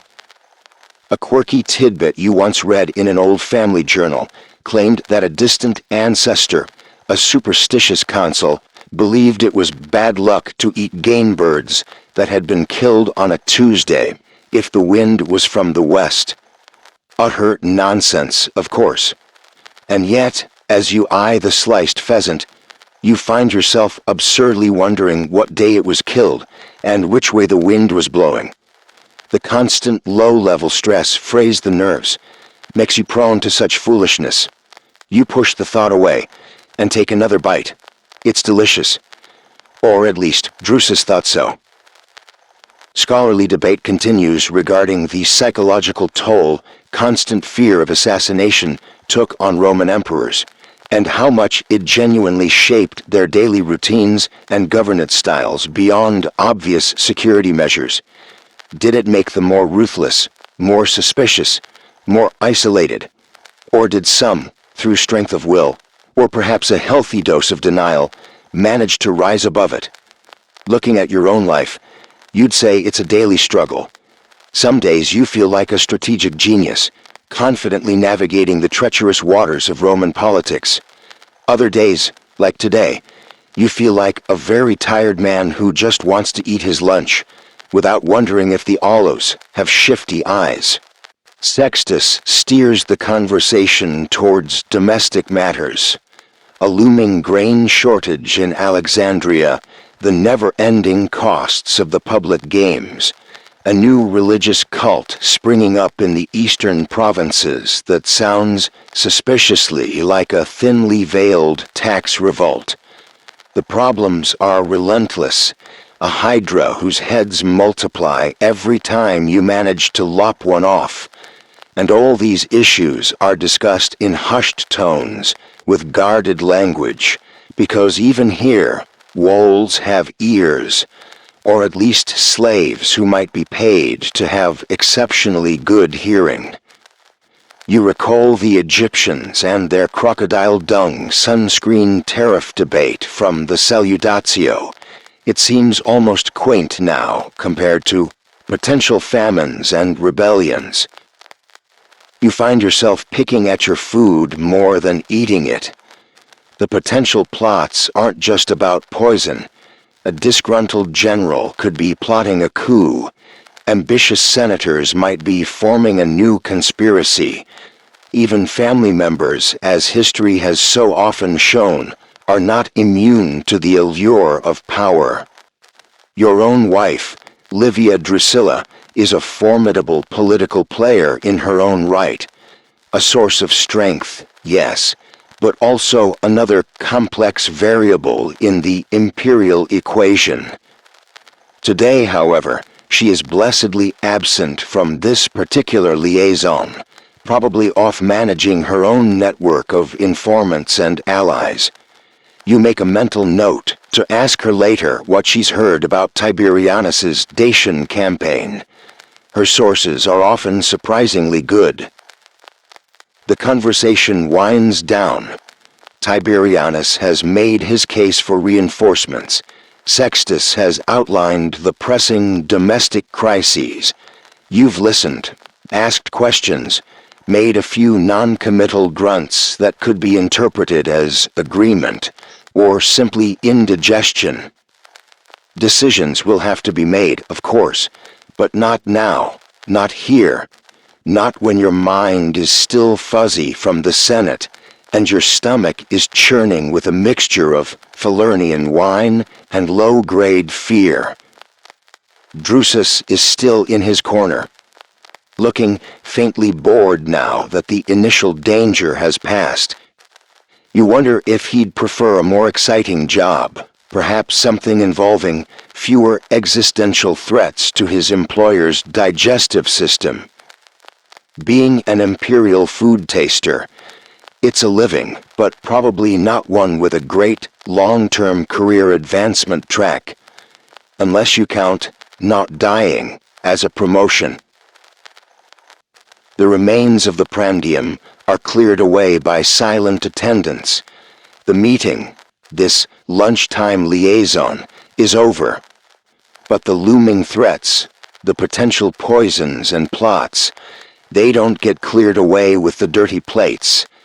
They are a permanent part of the imperial menu, the bitter herbs that flavor every meal, every meeting, every waking moment of your Monday. And the afternoon, still holds plenty of opportunities for new anxieties to be served up. The remnants of your prandium with General Tiberianus have been cleared away, but the weight of his report on the Dacian frontier settles in your stomach like undigested lead. Decisions about troop deployments and potential campaigns churn in your mind, a grim counterpoint to the lingering taste of the Falernian wine. Sextus, ever efficient, has already moved on to the afternoon's agenda. The rites at the temple of Jupiter Optimus Maximus Dominus, he reminds you, his tone implying that the fate of the empire might well hinge on your punctuality with the chief god. And knowing Jupiter's reputation for a short temper, he might not be wrong. This means another costume change, joy. The relatively comfortable tunic you wore for lunch is exchanged for the garments of the Pontifex Maximus, your role as chief priest of Rome. This involves a special, archaic form of toga, the toga praetexta, with its purple border, but worn in a specific way, with a portion covering your head, capite velatu, during sacrifices, signifying piety and reverence. It's less physically burdensome than the full toga picta, but it carries its own distinct spiritual weight. You are about to step onto a very different kind of stage, one where your audience is not just the Roman people, but the entire pantheon of gods, and they are notoriously difficult critics. The journey to the Capitoline Hill, where the magnificent temple of Jupiter Optimus Maximus stands, overlooking the Forum, is made with a solemn procession. Priests from various colleges accompany you, pontiffs, augurs, perhaps a few of the Quindecimviri Sacris Faciundis, the keepers of the Sibylline books, their faces grave with the importance of their ancient duties. The mood is markedly different from the morning's hustle. The air itself seems to grow stiller, charged with an unseen energy as you ascend the Clivus Capitolinus. The usual cacophony of the city recedes, replaced by the rhythmic chanting of liturgical formulae by the priests, ancient Latin verses whose precise meanings are sometimes debated even by the scholars, but whose cadence is undeniably powerful. You reach the temple precinct. The sheer scale of the Temple of Jupiter, best and greatest, is designed to awe. Towering columns of Pentelic marble, a gleaming roof of gilded bronze tiles that flashes blindingly in the afternoon sun, and massive bronze doors that swing open to reveal the inner sanctum. The air here is thick with the scent of centuries of burnt offerings, sweet incense, and the cool, mineral tang of old stone. It's a smell that speaks of continuity, of tradition, of a power far older and more mysterious than your own. As Pontifex Maximus, you are the primary intermediary between the Roman state and the divine realm. It's your job to ensure the Pax Deorum, the peace with the gods, that delicate balance of goodwill and appeasement upon which the prosperity and safety of Rome are believed to depend. Get it right, and the gods smile. Harvests are bountiful, armies are victorious, plagues are averted. Get it wrong, well, No one wants to think about that.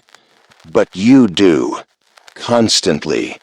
It's like trying to keep a dozen overly sensitive celestial landlords happy, and they all have very specific and contradictory lease agreements.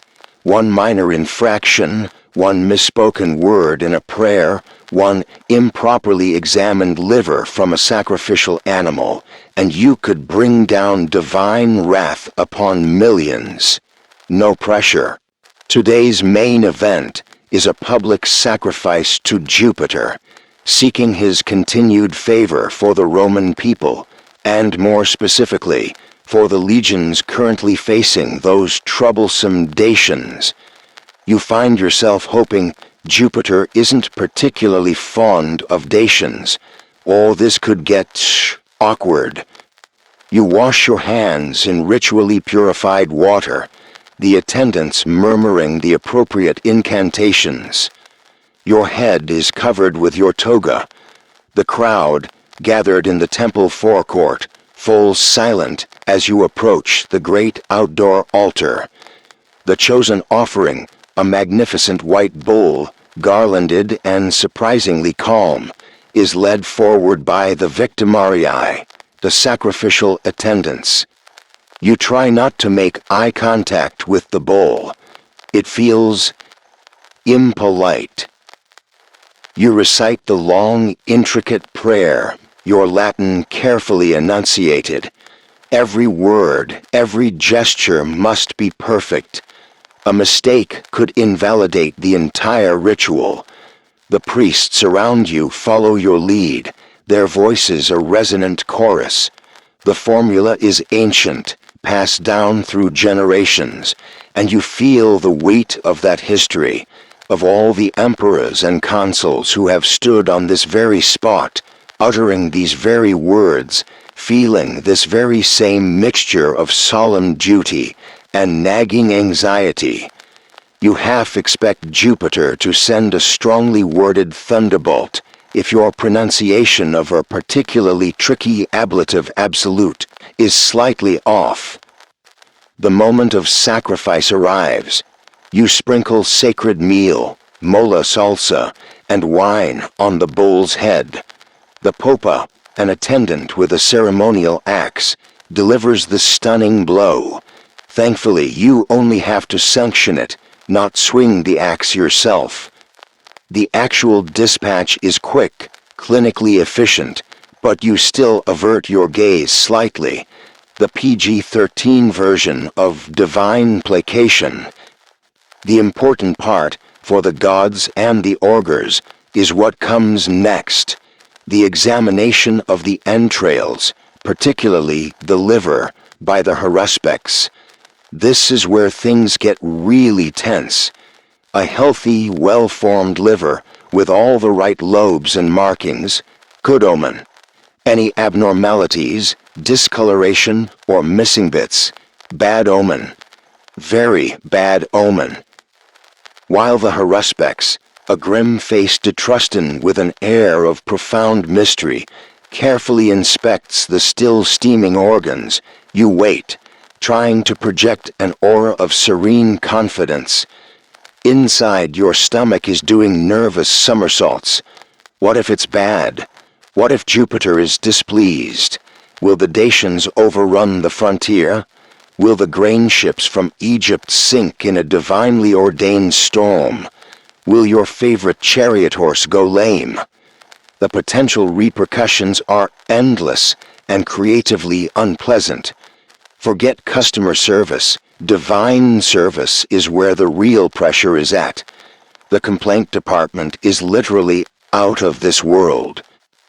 Finally, the haruspex straightens up, his expression unreadable for a heart-stopping moment. Then he pronounces, his voice carrying clearly in the sudden hush, "The omens are favorable, Pontifex Maximus.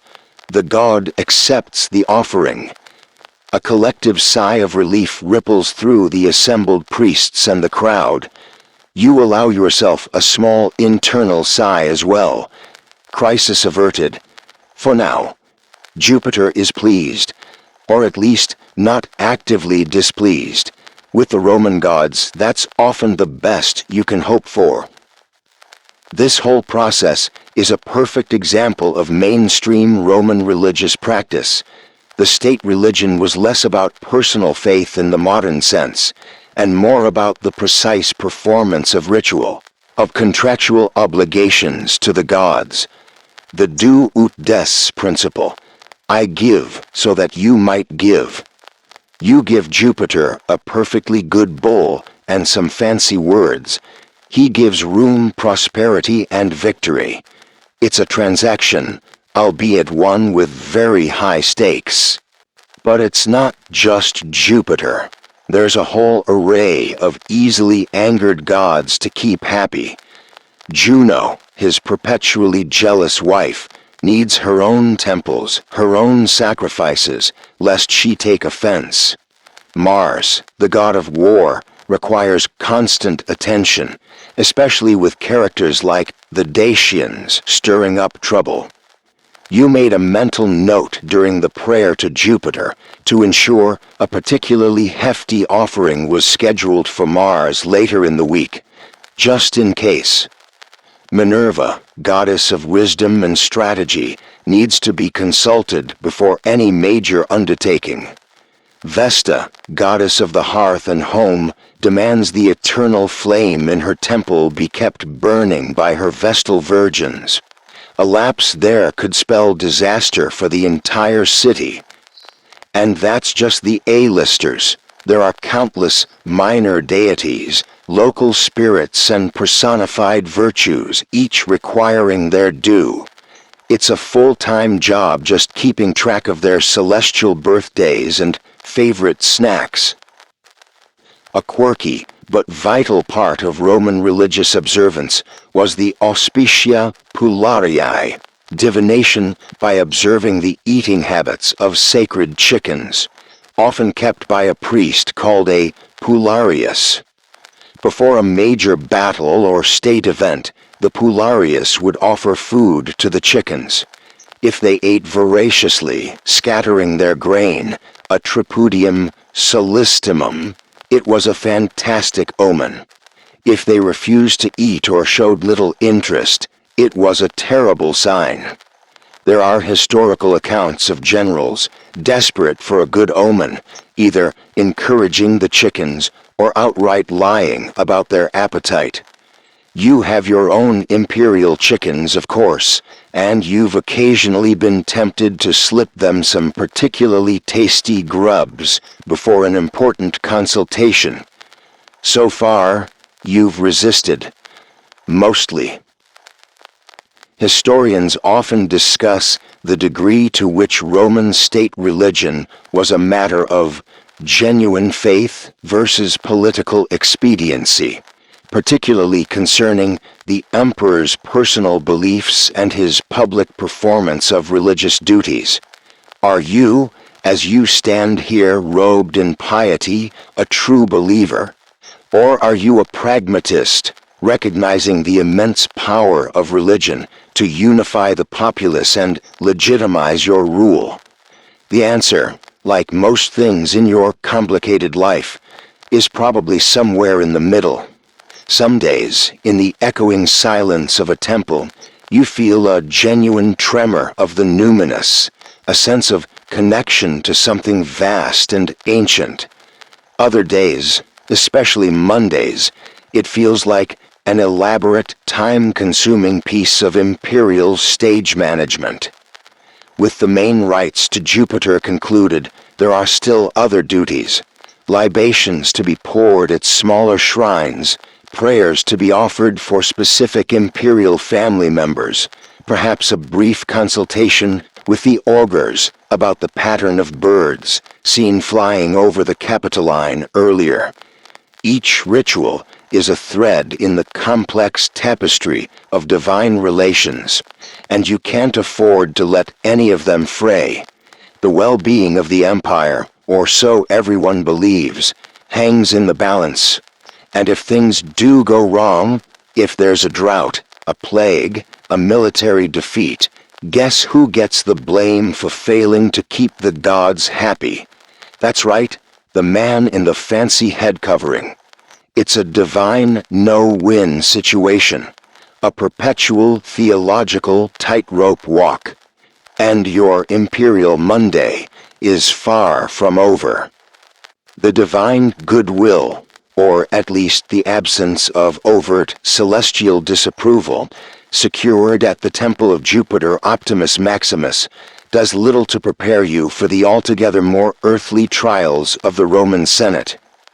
The brief respite after the rituals, the slight lift in your spirits from the favorable omens, evaporates like morning mist as your procession heads back towards the Curia Hostilia.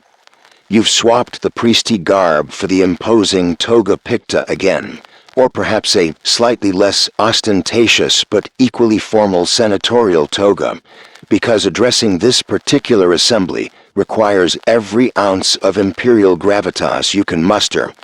And frankly, after a morning like this, your reserves are running dangerously low. The Senate House, when you re-enter it, feels different from when you were just passing through the Forum earlier.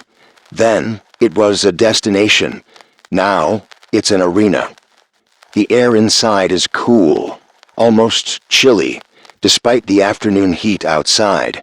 A coolness that seems to emanate from the ancient stones and the even more ancient traditions enshrined within these walls. Light filters in from high, narrow windows, illuminating dust motes dancing in the still air and casting long shadows from the rows of statues depicting stern-faced ancestors, former consuls, and legendary heroes of the Republic. They all seem to be looking down at you with a mixture of expectation and disapproval. Or maybe that's just your guilty conscience. Hundreds of senators, a sea of white togas, slashed with the distinctive broad purple stripe of their rank, are already assembled, their tiered seats rising on either side of the central aisle. The murmur of their conversations drops to a respectful hush as you enter, preceded by your lictors. You make your way to your curial chair, strategically placed on a low dais to give you a clear view of the assembly, and for them to have a clear view of you. It's all about visibility, this political theater. The chair itself, an X-shaped ivory seat, is a potent symbol of magisterial authority. But after a few hours, it feels less like a throne and more like an instrument of slow torture designed by someone who really hated backs. The Senate session begins. The presiding consul, a man whose chief qualification seems to be an ability to look important while saying very little, drones through the opening formalities. Then, the debates commence. And oh, the debates!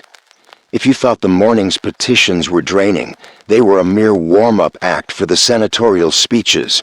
These men, masters of rhetoric, and often possessing an inflated sense of their own eloquence, can take the most mundane topic, say, the proposal for repairing a minor aqueduct in Gaul, or the allocation of funds for the upkeep of a provincial road, and spin it into an hours-long oration, filled with historical allusions, philosophical digressions, and barely concealed personal attacks on their political rivals.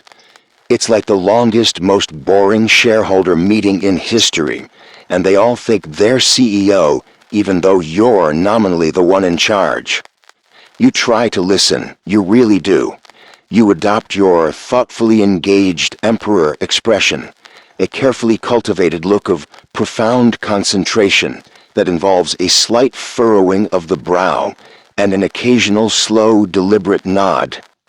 You've practiced it in front of a polished bronze mirror. It's quite convincing, if you do say so yourself. Inside, however, your mind is often miles away, replaying General Tiberianus's concerns about the Dacians, wondering if Drusus, the food taster, ever gets to enjoy a meal in peace, or idly contemplating whether it would be considered un-imperial to discreetly count the ceiling coffers. Some of these speeches could be used as a humane alternative to torture, In fact, you make a mental note to suggest it to your chief interrogator as a new technique for particularly stubborn prisoners. And then there's the scrutiny. You are constantly being watched, analyzed, judged. Every flicker of your expression, every subtle shift in your posture is noted, and no doubt endlessly discussed later in private villas and bathhouses. But it's the thinly veiled criticisms, the polite but pointed barbs, that really test your imperial patience. Direct opposition to an emperor can be a career-ending move, sometimes literally. So the more astute, or cowardly, senators have mastered the art of the subtle dig. Senator Valerius, for instance, a man whose ancestors were probably carving out the Republic, while yours were still figuring out which end of a sheep to shear, rises to speak about the moral character of leadership. He launches into a lengthy eulogy for some long-dead, famously frugal consul from the early Republic, praising his simple lifestyle, his disdain for ostentation, his incorruptible virtue. And all the while, he's looking directly at you, resplendent in your gold-embroidered toga, having just approved the budget for yet another lavish set of public games. The implication is clear. You, dear Emperor, are no Cincinnatus. You manage a serene smile and make a mental note to have Valerius audited thoroughly. Another popular tactic is the loaded question, often posed with an air of innocent inquiry. "Noble Caesar," a senator might begin, his voice dripping with false deference.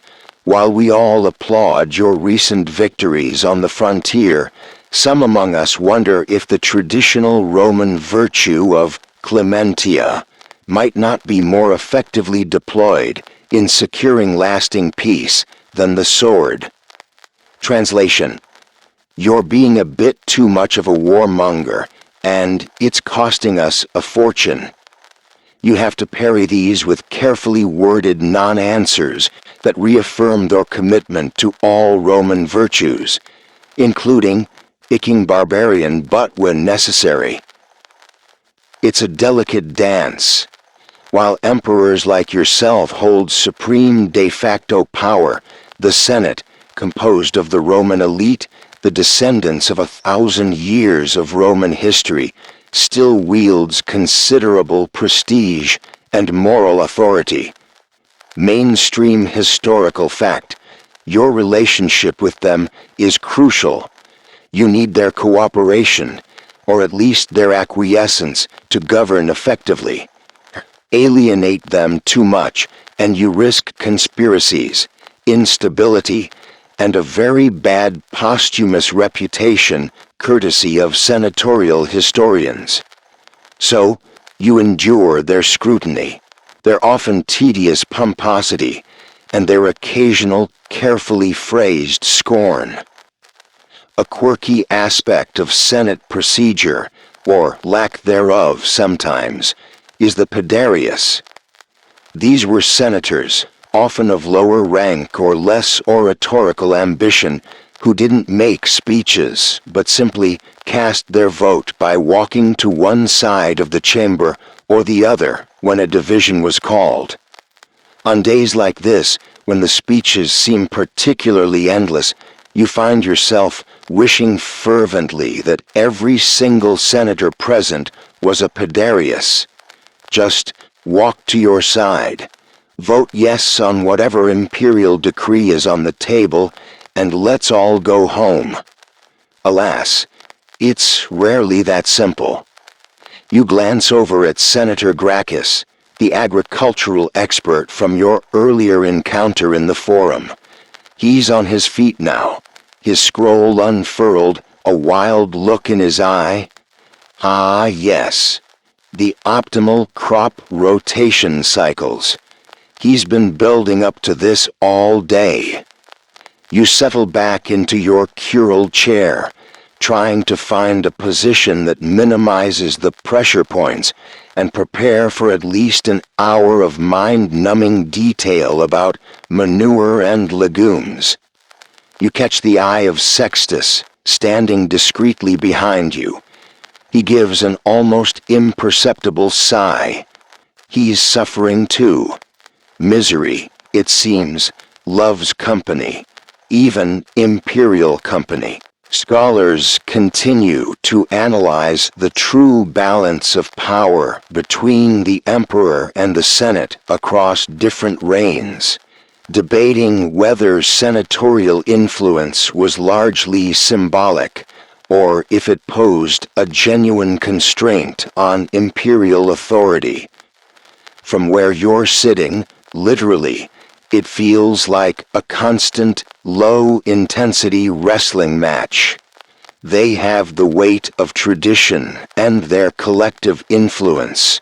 You have the legions and the ultimate veto. It's a standoff, often played out through these interminable sessions, through coded language and subtle power plays.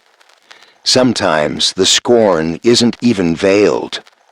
A younger senator, perhaps emboldened by wine from the previous night's banquet, or an overestimation of his own importance, might make a remark that comes dangerously close to open disrespect.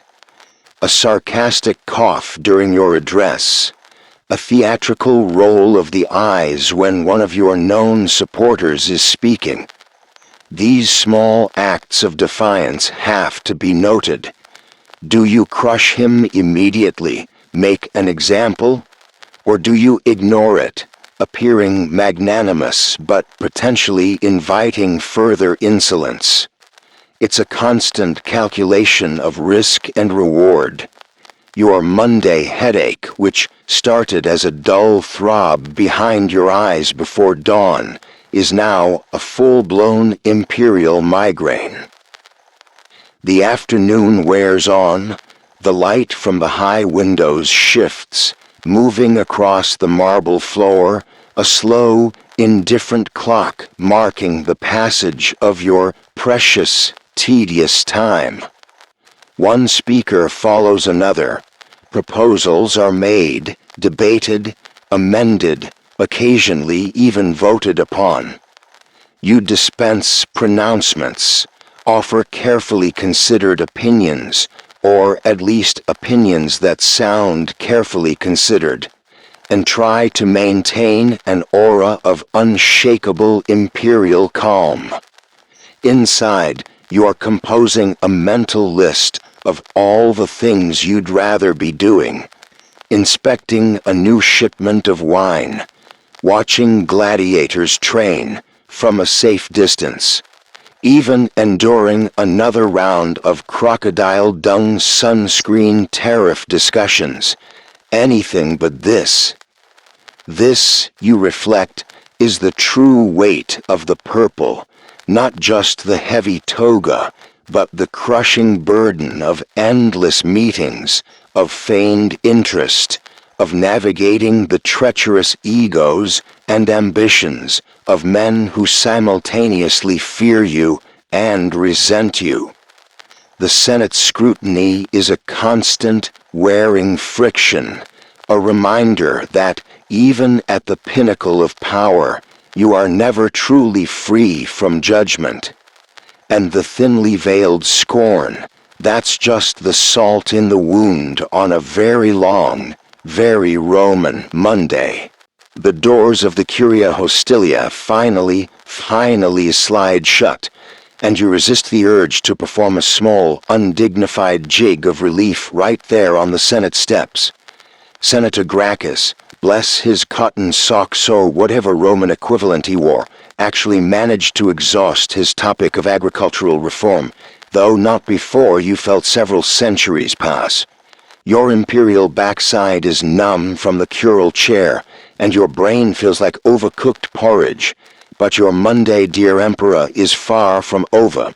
Next on the agenda, bread and circuses, or more accurately, circuses, and then, if they behave, bread. The public games await, and your attendance is not so much requested as existentially mandated. You're transported, probably in your litter again, to avoid the direct afternoon sun and the overly enthusiastic pre-game crowds towards the colossal bulk of the Flavian Amphitheater, the Colosseum, as later generations will call it. Even from a distance you can hear it, a dull, rhythmic roar like the breathing of some monstrous beast.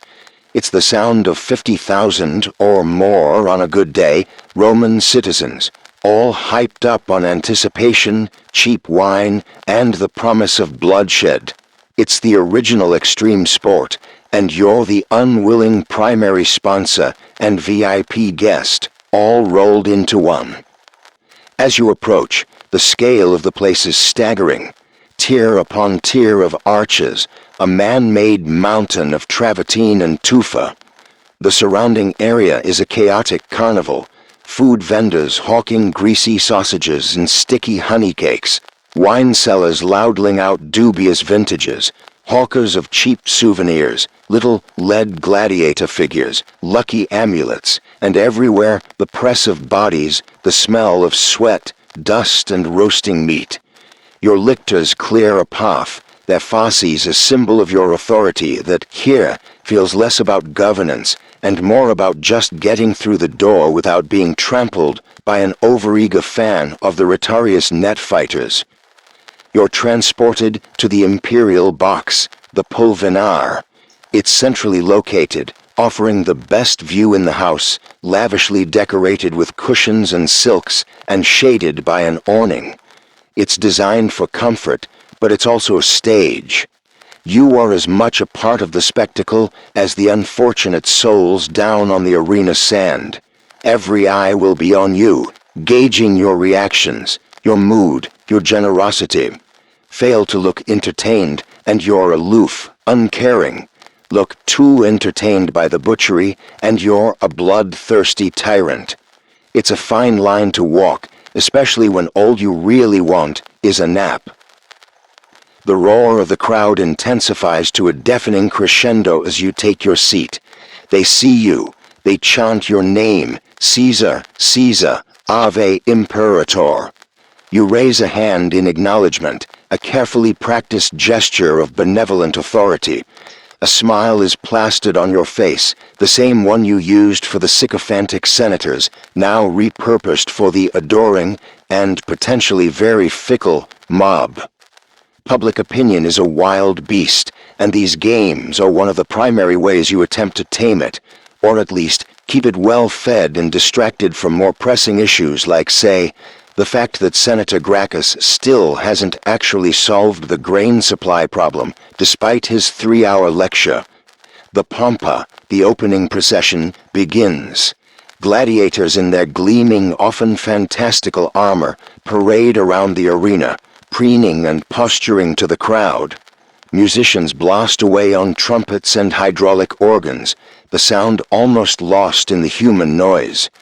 Exotic animals from the farthest reaches of your empire, lions from Africa, bears from Caledonia, perhaps even a bewildered-looking ostrich someone procured at great expense, operated in cages, a visible symbol of Roman power and reach.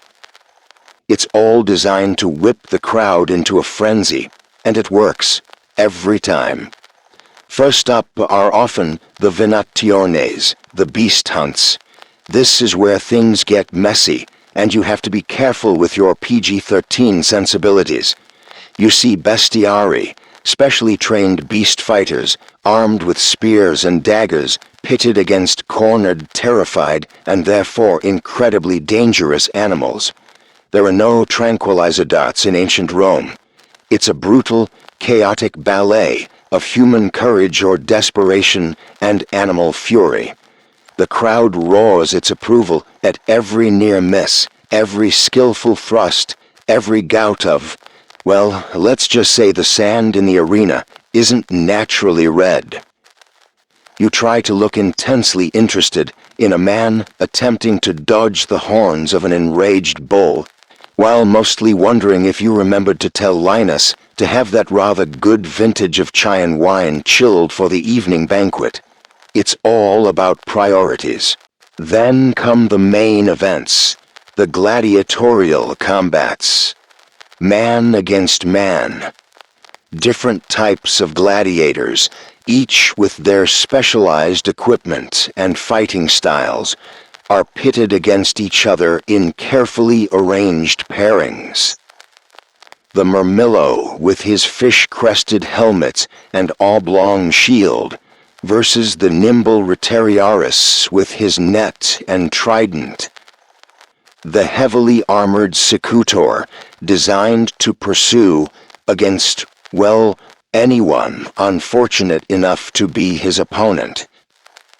They are often slaves, prisoners of war, or condemned criminals, but some are free men, volunteers, seeking fame and fortune in the arena. Many, as a quirky tidbit of Roman life reveals, achieved genuine celebrity status, with fan clubs, graffiti proclaiming their prowess, and even romantic liaisons with star-struck noblewomen. You suppose it's one way to climb the social ladder, albeit a very slippery, blood-soaked one. You watch, your expression carefully neutral, as two heavily muscled figures circle each other on the sand. The clang of steel on steel, the grunts of exertion, the roar of the crowd urging them on. It's a visceral, overwhelming experience. You're supposed to be the ultimate arbiter. When a gladiator is downed, wounded, and at his opponent's mercy, all eyes turn to you. The victorious gladiator looks up, awaiting your signal.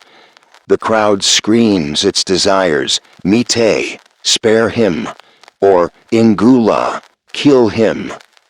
This is where the infamous pollice verso, the turned thumb, comes into play, though historians still debate exactly which gesture meant life and which meant death. Was it thumbs up for death, as popular culture suggests, or thumbs down? Or perhaps a thumb pucked into the fist for mercy? You just know that your gesture, whatever it is, will be instantly obeyed and will send a powerful message. Choose to spare a crowd favorite who fought bravely, and you're merciful. Condemn a cowardly or unpopular fighter, and you're just. Get it wrong, and the grumbling can be heard all the way back to the Palatine. The crowd's thumbs-up, thumbs-down system makes modern social media reactions look positively nuanced and tame. Today, a particularly popular Thracian gladiator, a man named Drusus, no relation to your food taster, you sincerely hope, though the shared name gives you a momentary, absurd jolt of anxiety, is disarmed by a less favored but highly skilled opponent. The crowd is baying for Drusus to be spared. He fought well. You weigh the options. Sparing him costs nothing but a moment of magnanimity, and buys goodwill. You give the signal for mercy. The roar of approval is deafening. You've earned your popularity points for the next 10 minutes at least. These games, as every emperor knows, are a critical tool for maintaining public order. Panem et circenses, bread and circuses. Juvenal's famous phrase perfectly encapsulates the formula. A well-fed and well-entertained populace is less likely to riot, less likely to listen to seditious whispers, less likely to notice the finer points of senatorial debates about agricultural policy.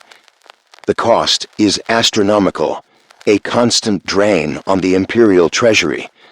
Mainstream historical fact: the Colosseum alone could hold upwards of 50,000 spectators, and emperors like Trajan were known to have sponsored games lasting for months and involving thousands of gladiators. It's a massive investment, but one deemed essential for the stability of the state. Historians continue to debate the complex ethics of imperial sponsorship of gladiatorial games. Was it cynical manipulation of the masses, a reflection of genuine Roman cultural values, or a necessary political tool for maintaining order in a volatile society? As you sit there, watching another pair of gladiators prepare to fight to what might be their deaths, you suspect it's a messy combination of all three. It's brutal, yes. It's manipulative, certainly. But it also seems to tap into something deep and primal in the Roman psyche. And your job isn't to reform their tastes, but to rule their empire. Sometimes that means giving them what they want, however unpalatable you might personally find it. You occasionally try to distract yourself by observing the finer details, the intricate workings of the sparsiones, the misters that spray scented water over the crowd to cool them down, and more importantly, to mask the less pleasant odors of so many unwashed bodies, blood, and frightened animals. Or you might study the faces in the crowd, trying to gauge the true mood beneath the excitement. Are they happy, or just temporarily sated? The afternoon sun beats down. The noise is relentless. The spectacles blur into one another. More beasts, more gladiators, perhaps even a mock naval battle if the arena has been specially flooded, though that's usually reserved for really big occasions. You feign enthusiasm, wave at the appropriate moments, dispense life or death with a flick of your thumb, and all the while, a part of your mind is already on the next item on your endless Monday agenda. The games will eventually end. The crowd will disperse, still buzzing with excitement, or perhaps grumbling about an unpopular outcome, and you will be one step closer to the end of this very, very long day. But the memory of the roar, the blood, and the pressure of 50,000 eyes will linger. The roar of the amphitheater finally fades, replaced by the ringing in your ears and the lingering scent of dust and something vaguely metallic you try not to identify too closely. The adulation of the crowd, their cheers for your carefully dispensed mercy to that Thracian gladiator, Drusus, still hoping he's no relation to your food taster, feels like a distant, slightly surreal memory. You're back in the relative quiet of the palace, though quiet is a highly relative term in a place that never truly sleeps. The public performance is over for a bit, but the private burdens of empire are always waiting in the wings, and tonight, they're taking center stage in the form of military briefings. You find yourself in one of the smaller, more secure council chambers, a room designed for serious business, not for show. Gone are the lavish cushions of the pulvinar. Here it's sturdy wooden chairs, a large table dominating the center of the room, and walls lined not with frivolous frescoes, but with shelves holding countless scrolls and wooden cabinets overflowing with maps.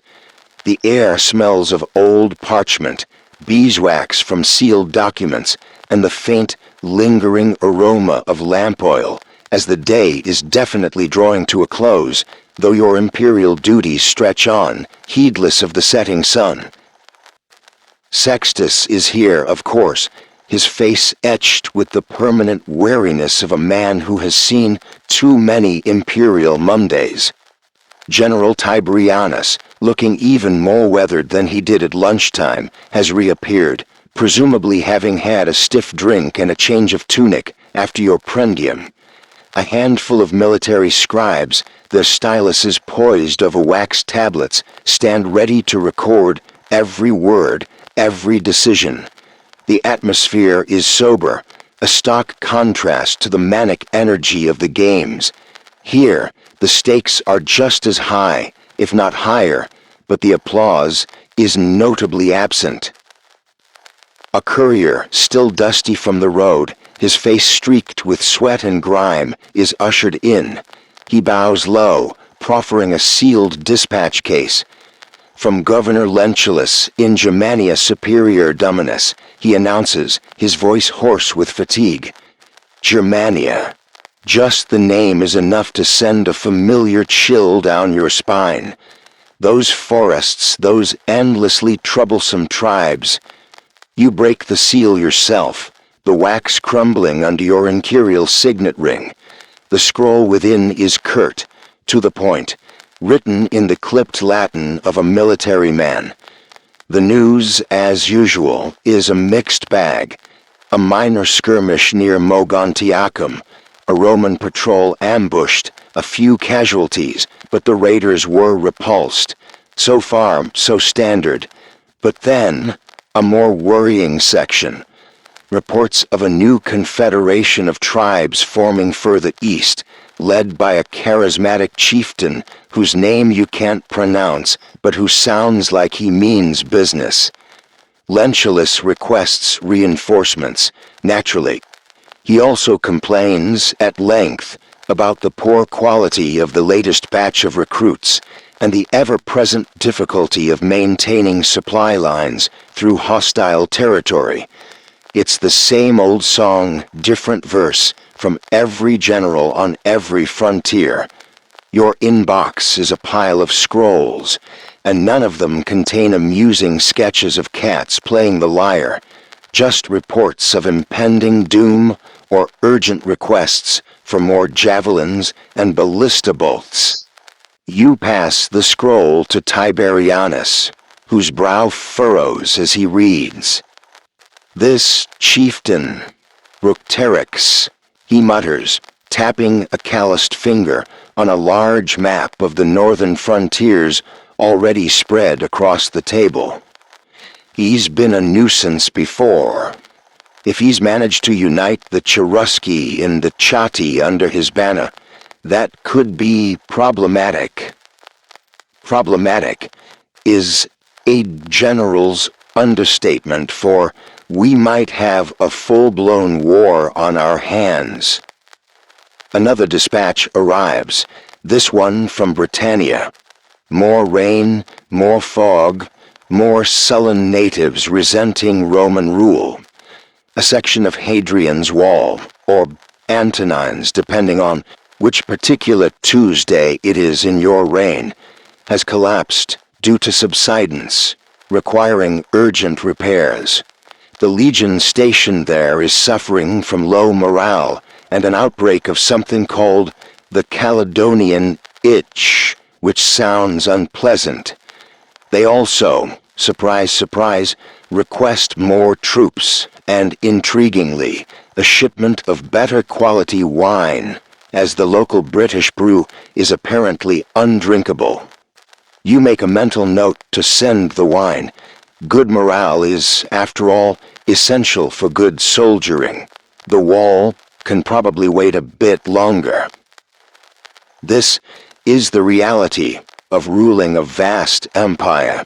It's like playing the world's highest stakes game of Risk, but the dice are loaded, half the rules are missing, and the board is perpetually on fire. News from distant legions rarely brings comfort or peace. For every minor victory, there are a dozen festering problems, 100 anxieties. The Roman military, that highly organized professional force that is the backbone of your power, is stretched thin, garrisoning thousands of miles of border, from the scorching deserts of Syria to the damp forests of Hibernia. As commander-in-chief, you are ultimately responsible for it all. You listen as Tiberianus and Sextus discuss the implications of the Germanic reports. They talk of troop movements, of strengthening fortifications, of diplomatic overtures to potentially friendly tribes who might be persuaded, with generous gifts, of course, to cause trouble for Bructerix. It's a complex, three-dimensional chess game played across continents, and every move has consequences, often unforeseen. You stare at the map, at the colored pins marking legionary fortresses and known barbarian strongholds. The red pins, indicating trouble spots, seem to be multiplying like particularly aggressive measles. You start to think the Empire's borders are less like solid lines and more like vaguely anxious suggestions scrawled in the sand. A quirky but critical aspect of managing all this was the Roman system for transmitting information.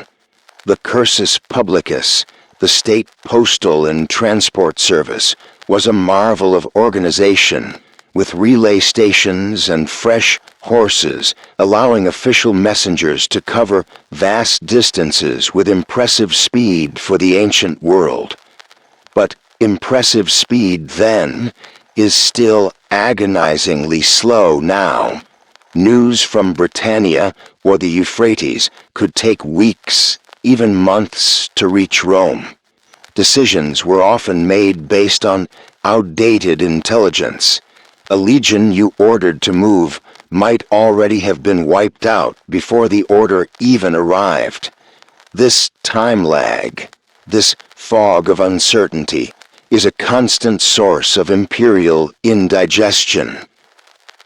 The financial burden is another ever-present headache. Those legions don't pay themselves. Their equipment, their food, their retirement bonuses, it all costs a fortune. And you just spent a king's ransom on those games to keep the plebs happy. Now Lentulus wants another 2 legions and a new line of forts on the Rhine. Where is the money supposed to come from? Shaking down Senator Valerius for his suspected tax evasion will only cover the cost of a few new helmets.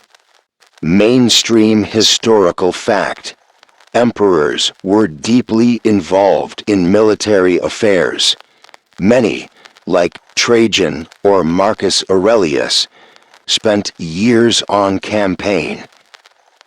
Even those who were less martially inclined, like yourself perhaps on a day like today, had to be constantly engaged, appointing commanders, approving strategies, and allocating resources. The security of the empire, and therefore your own security, depended on it. A report from the east. Parthia is quiet, for now. But their definition of quiet usually involves them secretly massing troops on the border and plotting to retake Armenia. You've learned not to trust Parthian quiet. It's the kind of quiet that usually precedes a very loud, very expensive war. Then there's the loyalty of your generals. Tilburanius seems solid, a gruff old soldier loyal to the empire, if not necessarily to you personally. But what about Governor Lentulus in Germania, or Flavius Silvanus in Syria, commanding a massive army far from Rome? History is full of ambitious generals who decided the toga of an emperor would look rather fetching on them. Every victory they win is a victory for Rome, but it also enhances their prestige, their influence with their troops. It's a dangerous game delegating so much power to men so far away. You make sure your network of spies within their camps is well funded, and their reports come directly and discreetly to Linus. Historians continue to debate the strategic priorities of various emperors. Was there a consistent, grand strategy for Roman imperial defense, or was it largely reactive, responding to crises as they arose on different frontiers? Looking at the array of problems spread across the map on your table, you lean towards the headless chicken model of crisis management more often than you'd like to admit. You try to anticipate, to plan, but so much is simply reacting to the latest fire, the newest barbarian incursion, the most recent provincial revolt. The lamplight flickers, casting dancing shadows on the worried faces around the table. The scribes are still scratching away, their styluses making tiny, dry sounds that seem to underscore the gravity of the discussion. You feel a profound weariness seep into your bones, a weariness that has little to do with the lateness of the hour and everything to do with the crushing weight of responsibility. These aren't just lines on a map or numbers in a ledger. These are the lives of your soldiers, the security of your citizens, the very survival of the Roman world. And the news from the distant legions, as always, has brought little comfort, only fresh anxieties to gnaw at you as this endless Monday grinds slowly, painfully, towards its eventual, but still distant, conclusion. The last of the military couriers, smelling faintly of horse and desperation, has finally been dismissed, leaving behind him a fresh layer of anxiety about Bructrix's burgeoning tribal confederation in Germania and the ever-present possibility of Parthian mischief in the east. You'd think that would be enough bad news for one imperial Monday. But oh no. The Empire is a gift that keeps on giving, especially in the problems department. The focus now shifts from the sharp, immediate terror of military threats to the dull, throbbing headache of provincial administration and everyone's favorite topic, taxes. Sextus, who seems to run on nervous energy and an unholy devotion to duty, signals for a different set of attendants to enter the council chamber. These are not grim-faced military men, but paler, softer individuals, clutching scrolls and hefty stacks of wax tablets bound with leather thongs. These are your financial advisors, your rationales, the men responsible for trying to make the Empire's books balance, a task roughly equivalent to trying to herd cats through a blizzard, using only a polite suggestion. They look, as they always do when bearing reports, like men who are about to announce that the imperial treasury has been entirely replaced by a large pile of IOUs written on cheese rinds. The latest revenue summaries from Aegyptus Dominus, one of them a nervous fellow named Marcus Licinius Crassus Minor, no relation to the famously wealthy and ill-fated triumvirate you hope, though his expression is similarly tragic, begins, his voice barely above a whisper. He unrolls a papyrus scroll, that seems to stretch halfway across the room. Egypt, the breadbasket of Rome, the jewel in the imperial crown, also a constant source of administrative nightmares. The news is, predictably, suboptimal. The grain harvest in the Fayum oasis is down by nearly 15% due to unexpected locust swarms. Locusts, as if you didn't have enough human pests to deal with. This directly impacts the Annona, the vital grain supply for the city of Rome. Fewer shiploads of Egyptian grain mean the potential for shortages in the capital, which means hungry citizens, which means unhappy citizens, which means riots, which means, well, it's a domino effect that usually ends with your popularity plummeting and someone, probably you, having a very bad day.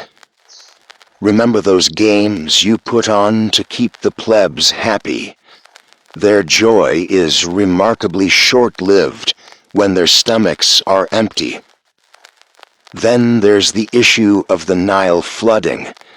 It was, apparently, a suboptimal inundation. Not too little, not too much, but somehow wrong. This affects the fertility of the land for next year's crop. Marcus Licinius Crassus Minor drones on about irrigation channels needing urgent repair, and local officials in Ombos squabbling with officials in Thebes over water rights. It's like trying to run a multinational corporation where every branch manager is convinced the others are deliberately sabotaging their quarterly reports, and the infrastructure is actively trying to return to a state of primeval chaos. And then, the taxes. Oh, the glorious, ever-elusive taxes. Revenue from customs duties at the port of Alexandria is down. Why? Because apparently a new band of highly organized pirates has set up shop in the eastern Mediterranean, preying on merchant shipping. So now you not only have a grain shortage and a pirate problem, but less money to fix either of them. You glance at General Tiburonus, who has wisely chosen to remain for this part of the discussion, probably sensing an opportunity to reiterate his need for a bigger fleet. He just raises a grizzled eyebrow, a silent, "I told you so." It's not just Egypt. A report from Gaul details widespread grumbling over a new poll tax you reluctantly approved last year to fund that very same German frontier Lentulus is so worried about. There have been disturbances, small-scale riots in Lugdunum, tax collectors stoned in Avaricum. Nothing constituting a full-blown rebellion yet, but the governor is jumpy. He wants permission to make an example of a few ringleaders. You sigh. Making examples is messy. It often breeds more resentment than compliance, but letting them get away with it is worse. You start to think fiscal responsibility is a Latin phrase that got lost in translation, probably somewhere near a tax collector's opulent, newly built villa. The sheer complexity of Roman taxation is a nightmare in itself. Mainstream historical fact: there was no single unified system. Each province might have its own unique blend of direct taxes, like the tributum soli, land tax, and tributum capitis, poll tax, and indirect taxes, such as customs duties, portoria, inheritance taxes, and sales taxes. In some provinces, and particularly in earlier periods, the notorious system of tax farming was used, where private companies, publicani, would bid for the right to collect taxes. They'd pay the state a lump sum and then try to squeeze as much as possible out of the provincials to make their profit. Predictably, this led to extortion, resentment, and occasionally full-blown revolts. You've tried to curb the worst excesses of the publicani, but they are a powerful lobby with friends in high places, even in the Senate. You look at another scroll, this one from Asia Minor. Revenue is down there too. The reason? An earthquake has devastated several key cities in Bithynia. Temples have collapsed, aqueducts are broken, and the local olive oil production, a major source of export revenue, is in tatters. You feel a pang of genuine sympathy for the Bithynians, but it's quickly followed by the cold calculation of what this means for the imperial coffers. More expenses for rebuilding, less income from taxes. Your imperial spreadsheet, if such a thing existed on papyrus, would just be a long list of major infrastructure damage, sen sesterces, and aggressively uncooperative taxpayers, send legions. A quirky tidbit about Roman taxes: they weren't always paid in coin. Especially in agricultural areas, taxes in kind were common.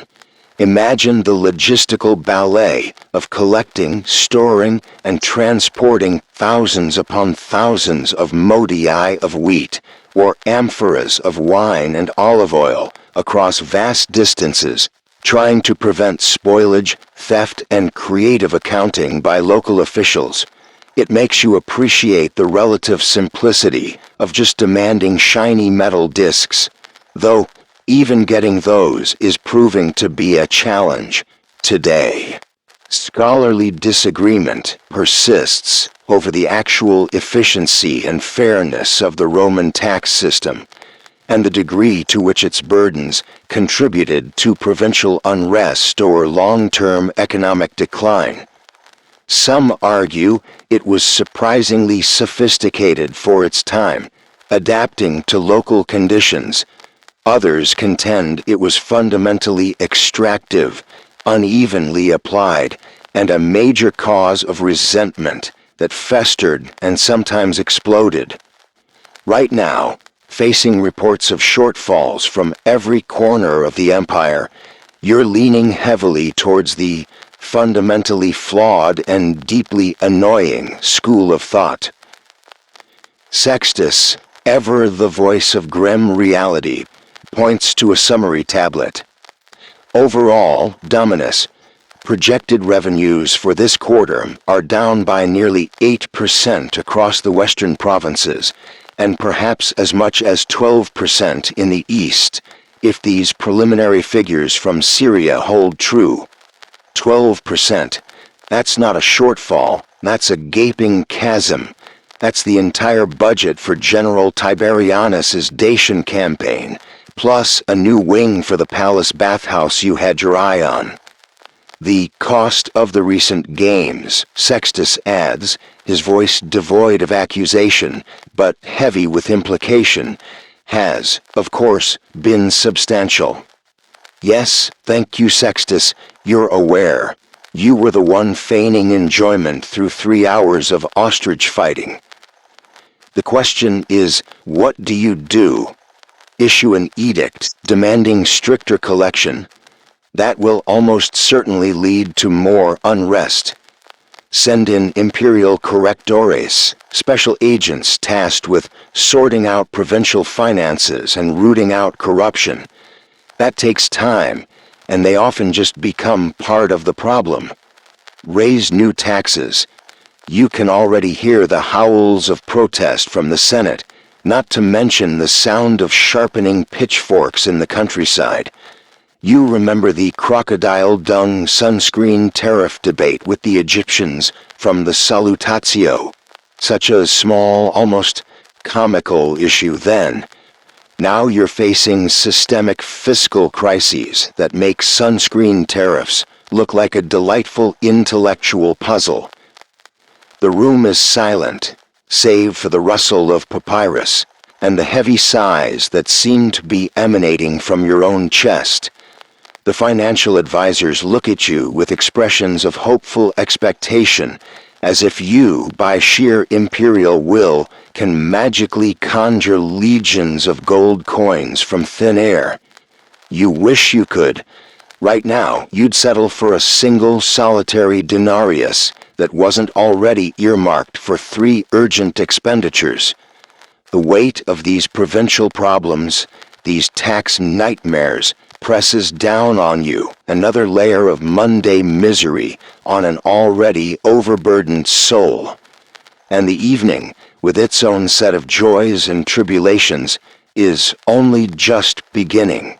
The last of the financial advisors has finally retreated, leaving you with a head full of depressing percentages, looming deficits, and the distinct feeling that the entire imperial treasury is held together with spit and wishful thinking.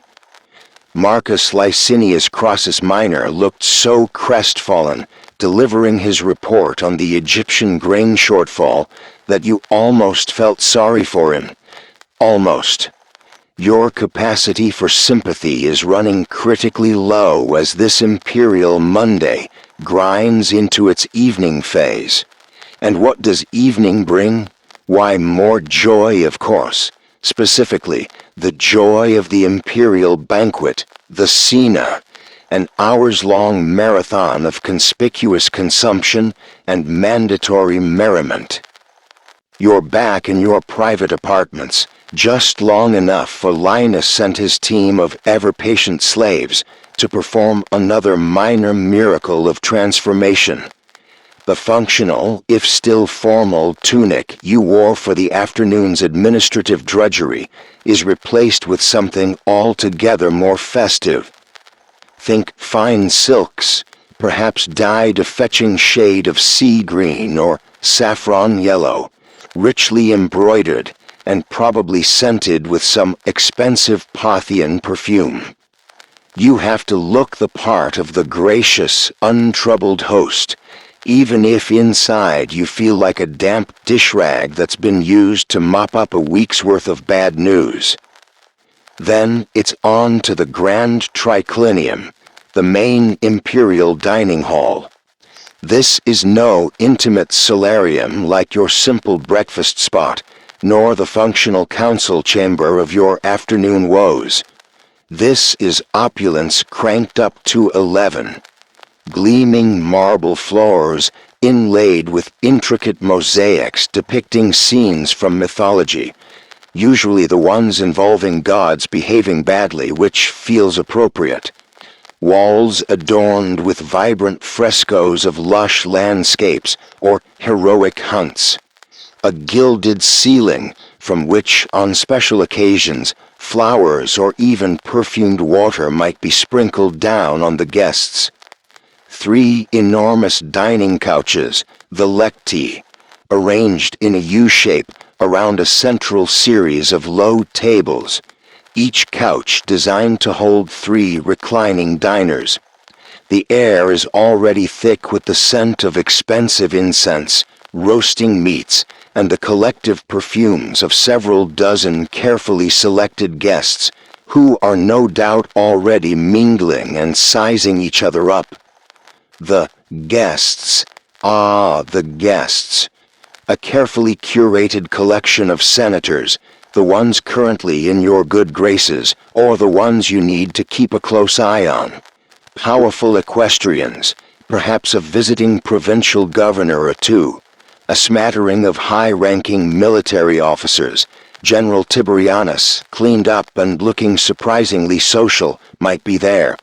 And of course, a few key members of the imperial family.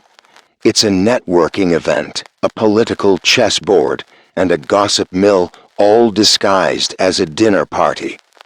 You greet them with what you hope is a charming smile and a witty remark, your gracious host persona now fully engaged. This smile is starting to feel like a permanent fixture, possibly requiring surgical removal later if it sets this hard. The seating arrangement itself is a masterpiece of social strategy. The place of honor on each couch, the proximity to you, the emperor, these are all carefully calibrated indicators of status and favor. You can almost see the mental calculations flickering in your guests' eyes as they find their assigned spots. It's like a very complicated, high-stakes game of musical chairs, but with more backstabbing and less music. And then the food begins, and it doesn't stop for hours. The gustatio, or appetizer course, might feature delicate morsels like sea urchins, oysters, slices of so's udder, a delicacy apparently, though you've always found it a bit anatomical. And if the chef is feeling particularly whimsical, those infamous dormice, fattened on walnuts and roasted to a crispy, if slightly unsettling, perfection. You nibble politely. You've learned over the years that genuine hunger is a disadvantage at these events. It's a marathon, not a sprint. Wine, of course, flows like the Tiber in flood season. The finest Falernian, Caecuban, Massic, names that roll off the tongue and cost a fortune. A designated arbite bibendi, or master of drinking, often appointed from among the guests, dictates the ratio of wine to water. Romans rarely drank their wine neat, ensuring the conversation remains lively, but ideally stops short of full-blown diplomatic incidents or declarations of undying love to the wrong person's wife. It's a delicate balance. Then come the prime mensae, the main courses. This is where the imperial chefs really go to town, trying to outdo each other with novelty and extravagance. Whole roasted boars, peacocks served in their full plumage, looking surprisingly indignant even in death. Gigantic fish baked in elaborate pastry crusts, dishes made from ingredients sourced from the furthest corners of the empire. I've seen and been expected to eat things I couldn't identify then and wouldn't want to now. I start to suspect some of these dishes were invented on a dare by a very bored and slightly sadistic imperial chef with a grudge against sensible digestion. Mainstream historical fact: Roman banquets, especially imperial ones, were indeed legendary for their extravagance and the sheer variety of exotic foods presented. It was all part of the display of wealth and power. Entertainment is, naturally, provided. Musicians play softly in the background. Lyres, flutes, perhaps a small hydraulic organ if it's a particularly grand affair. Dancers, often imported from Syria or Spain, perform sinuous, exotic routines. A poet, usually one desperate for imperial patronage, might recite an ode praising your wisdom, your military prowess, your excellent taste in dinner companions, and the generally fabulous job you're doing of being emperor. You applaud graciously, even if the poetry is terrible, which it often is, and the sentiments transparently sycophantic. It's all part of the performance. And that's what it is, for you at least, a performance. You must feign enjoyment. You must appear relaxed, witty, engaged. You must listen attentively to Senator Flaccus droning on about his prize-winning racehorses. Nod sagely at Lady Pomponia's insightful and entirely incorrect theories about the latest political scandal in Cappadocia, and laugh appreciatively at the rather stale jokes of some visiting dignitary who clearly thinks he's the wittiest man in Rome. Meanwhile, your mind is probably still wrestling with the Dacian troop movements, the Egyptian grain shortfall, or the ever-present fear of a poorly timed assassin. It's like being trapped in the world's longest and most awkward office holiday party, but with more fermented fish sauce, garum, a Roman staple you either love or loathe, and fewer embarrassing photocopier incidents. A quirky tidbit about Roman dining etiquette. Guests reclined on their left side, 3 to a couch, eating with their hands or with minimal utensils like spoons and knives. Forks were not a thing. This reclining posture, while perhaps relaxing for some, could become quite uncomfortable after several hours, especially when you're trying to maintain an air of imperial dignity while juggling a greasy piece of roasted pheasant. And woe betide the guest who committed a social gah, like speaking out of turn, overindulging too obviously, or, God's forbid, openly criticizing the food, unless it was done with extreme wit and charm, which was rare.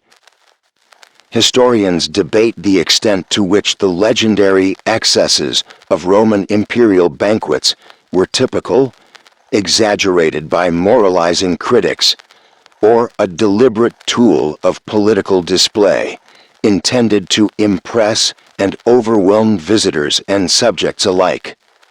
Looking around your own triclinium at the mountains of food, the endless flow of wine, the glittering jewels and silks of your guests, you'd say it's probably a healthy mix of all three. It's certainly overwhelming you, and not in a good way. The hours crawl by, course after course. More wine, more forced conversation. You see the subtle jockeying for position, the whispered asides, the ingratiating smiles.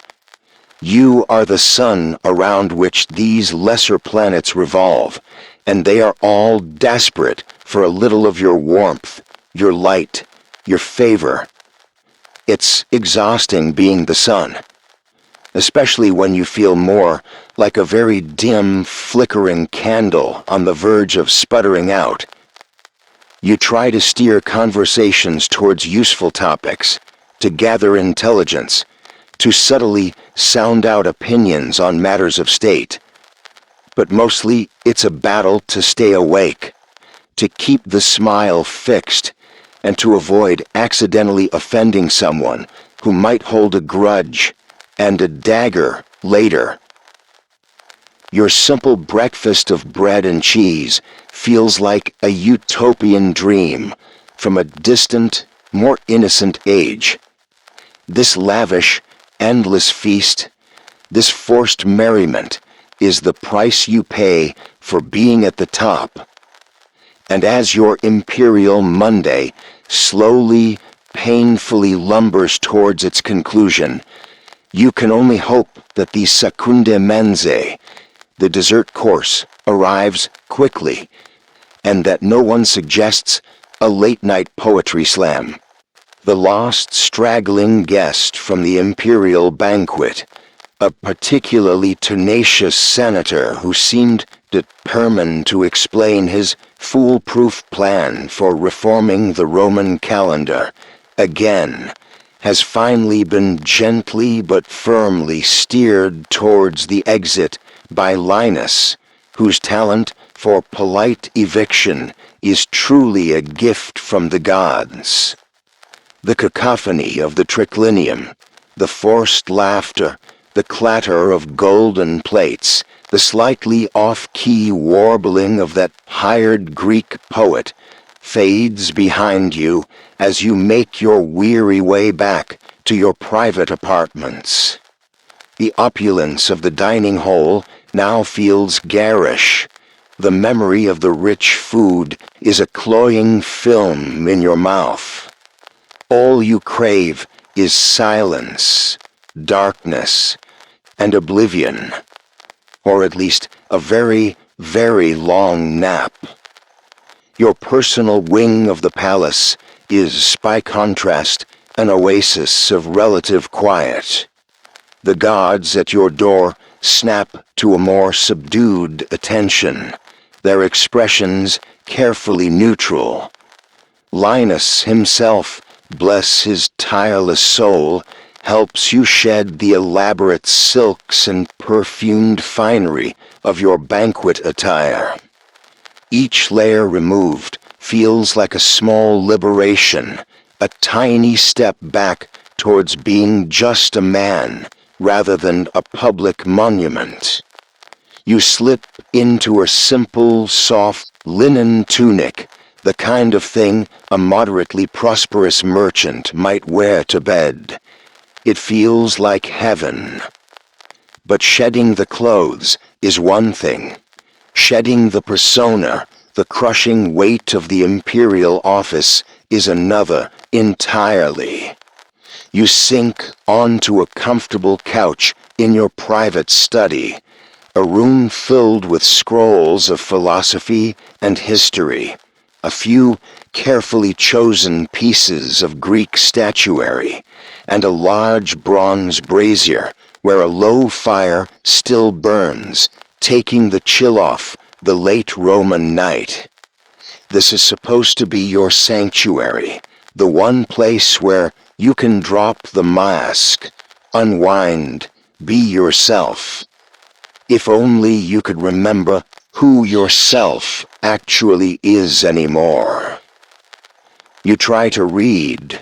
You pick up a scroll of Seneca, his stoic wisdom usually a balm to your frayed nerves. True happiness is to enjoy the present without anxious dependence upon the future. Easy for him to say, you think. He wasn't facing a 15% shortfall in the Egyptian grain supply and a barbarian chieftain named Bructorix with a worrying talent for uniting angry Germanic tribes. The elegant Latin phrases blur before your eyes. Your mind, instead of absorbing the philosophy, keeps replaying snippets of the day. The anxious face of that petitioner in the Basilica Julia, the veiled scorn in Senator Valerius's voice, the sight of General Tiberianus's finger tracing a potential invasion route on the map, the glint of steel in the amphitheater. Your off switch seems to have been misplaced, possibly during that dreadful Senate debate about turnip subsidies, and no one can find it. Finding a moment for genuine relaxation is, you've discovered, nearly impossible. It's not just about physical exhaustion, though the gods know you're tired enough to sleep for a week. It's the mental churn, the constant, inescapable awareness of your responsibilities. You are the pivot around which the entire Roman world revolves. If you stop, if you falter, everything could collapse. Or so it feels. Perhaps the game. You have a beautiful inlaid board for Ludus Latronculorum, the game of brigands, a Roman strategy game not unlike chess. Sometimes a quiet contest of wits can distract you. But who would you play with? Sextus is probably still up, drowning in paperwork and anxiety.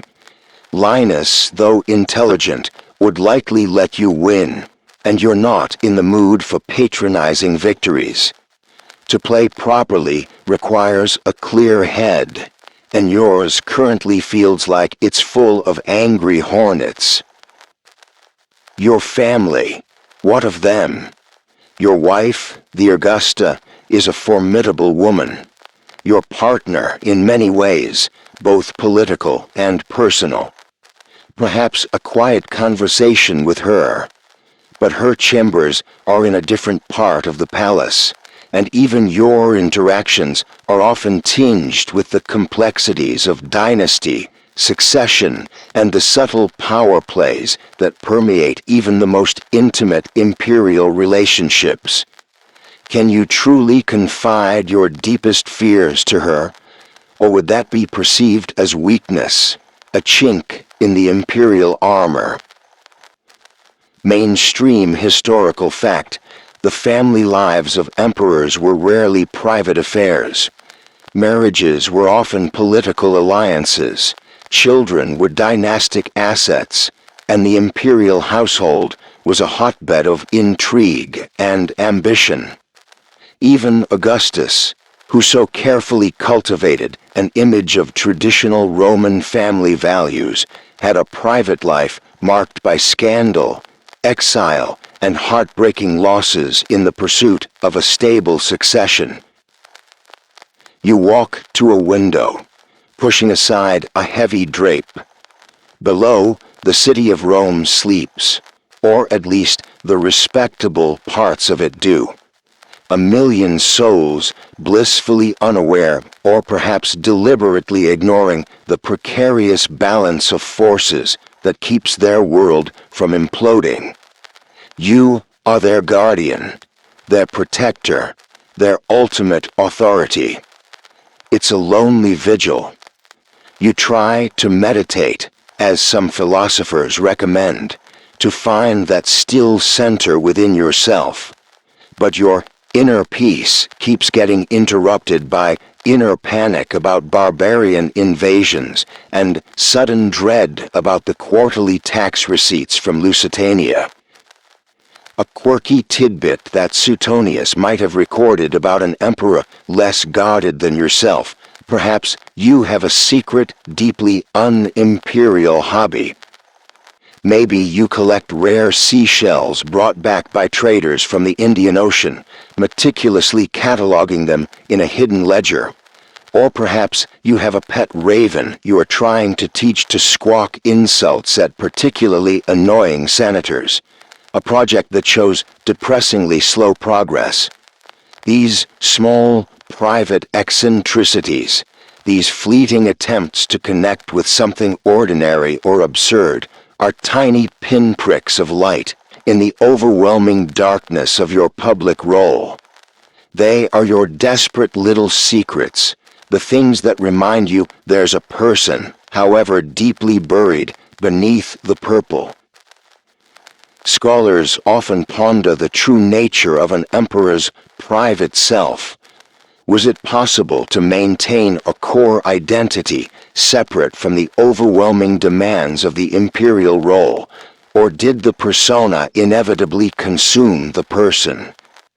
Some days you feel like the persona is all that's left. You are Caesar. You are Imperator. You are Pontifex Maximus. But who are you when the lights are out and the adoring or terrified crowds are gone? You're not entirely sure you know the answer anymore. Even here, in your supposedly private chambers, are you ever truly alone? Gods stand sentinel outside your door. Linus sleeps on a pallet just outside your bedchamber, ready to attend to your slightest need, or to raise the alarm if that need involves an assassin's dagger. The very walls of the palace seem to have ears. Every word you utter, even in apparent privacy, could be noted, reported, twisted. The habit of vigilance, of self-censorship, is so deeply ingrained that you find yourself choosing your thoughts carefully, lest they betray you. You consider taking up a hobby, like competitive napping, but realize it would probably be turned into a state-sponsored spectacle with official referees and prizes for the loudest imperial snore. No, genuine relaxation, the kind that unknots the soul and quiets the mind, seems to be a luxury reserved for lesser mortals. Your brief breakfast in the solarium, that small island of quiet at the very beginning of this interminable Monday, now feels like a distant, almost mythical paradise. The only solace, perhaps, is the profound exhaustion that is finally beginning to make inroads against the racing thoughts. Your body aches, your eyes burn, the weight of the day, the petitioners, the toga, the forum's treachery, the anxieties of the lunch table, the solemnity of the temple, the scrutiny of the Senate, the roar of the Colosseum, the grim news from the frontiers, the nightmare of the provincial finances, the forced merriment of the banquet, it all settles upon you, a physical pressure. Perhaps sleep, when it finally comes, will offer a temporary reprieve, a few hours of blessed nothingness, before the imperial alarm clock of dread and duty rouses you for another day, another performance, another mountain of problems. But even your dreams, you suspect, will be haunted by unbalanced ledgers and restless barbarians, because when you're the Emperor of Rome, your personal life and your public persona are not two separate things. They are one monstrous, all-consuming entity, and finding a moment for yourself is the hardest conquest of all. The silence in your private study is a heavy blanket, disturbed only by the soft crackle of the dying embers in the brazier, and the almost imperceptible rustle of Linus moving in the antechamber. You've stared out the window at the slumbering city, pondered the crushing weight of your persona, and wrestled with the ghosts of the day's decisions. For a fleeting, foolish moment, you allowed yourself to hope that perhaps, just perhaps, this imperial Monday was finally drawing to its bitter end. Then Linus enters, his expression a perfect blend of sympathy and implacable duty, followed by two weary-looking scribes, each laden with a fresh mountain of scrolls and wax tablets. Your heart sinks. Of course, the paperwork, the endless, inescapable, soul-destroying paperwork of empire. This is the ancient Roman equivalent of just one more email before bed, except the emails are decrees affecting millions, letters determining war and peace, and legal responses that could ruin lives or make fortunes, all written on papyrus or painstakingly inscribed in wax. Your imperial to-do list, you often think, is not so much a list as a continuous, self-replicating entity that thrives on lamp oil and the slow erosion of your will to live. The scribes arrange their burdens on your large cedarwood desk, their movements practiced and precise, like priests setting up for a particularly tedious late-night sacrifice. One of them, a young man named Decimus, with perpetually ink-stained fingers and eyes that look far too old for their years, begins to unroll the first scroll. A summary of the final edicts requiring your seal, Dominus, and the responses to the petitions from this morning's salutatio that were flagged for your personal review. You nod, gesturing for him to begin. The sheer volume is, as always, daunting. Decrees regarding everything from the regulation of market prices in Ephesus to the appointment of a new curator for the public baths in Tamogadi. Letters to provincial governors, like that one to Lentulus in Germania. You dictated a draft earlier, authorizing those reinforcements for Brooke-Terex's fan club.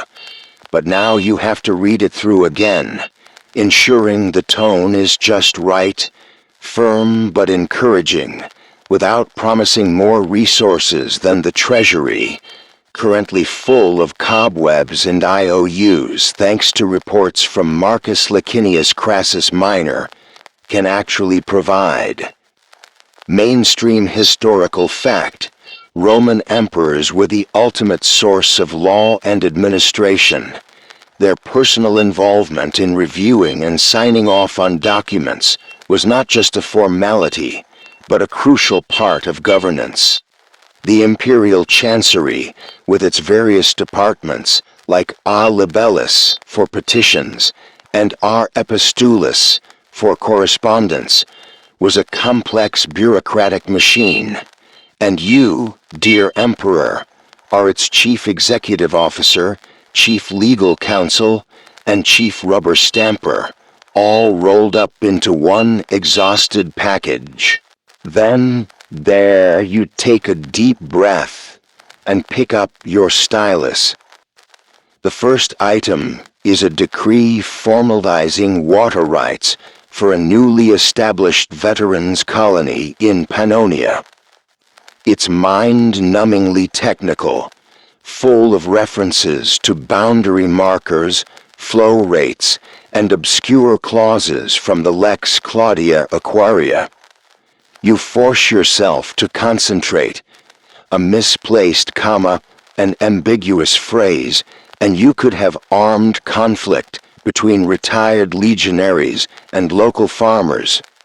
The thought is enough to sharpen your focus, at least for a few minutes. You make a small correction, then nod to Decimus, who carefully notes it for the final version. Next, a pile of petitions. Remember that tearful widow from the Salutazione, the one with the grasping stepchildren? Her case is here, summarized by your R Libellus secretary. The legal arguments are complex. You try to be just, to weigh the evidence, but your eyelids feel like lead weights. You find yourself sympathizing with King Solomon and his famous baby-splitting dilemma, though thankfully, most of these disputes involve property rather than progeny. You make a ruling, hoping it's the right one, and move on. The fate of an entire family, decided by an exhausted man in the small hours of the morning. It's a sobering thought. A quirky tidbit of imperial administration. The presentation of these documents mattered. Important decrees might be written on the finest quality papyrus, sometimes even with gilded lettering or in specific colored inks to denote their imperial origin. Your signature, or more often your seal pressed into wax with your signet ring, was the ultimate mark of authority.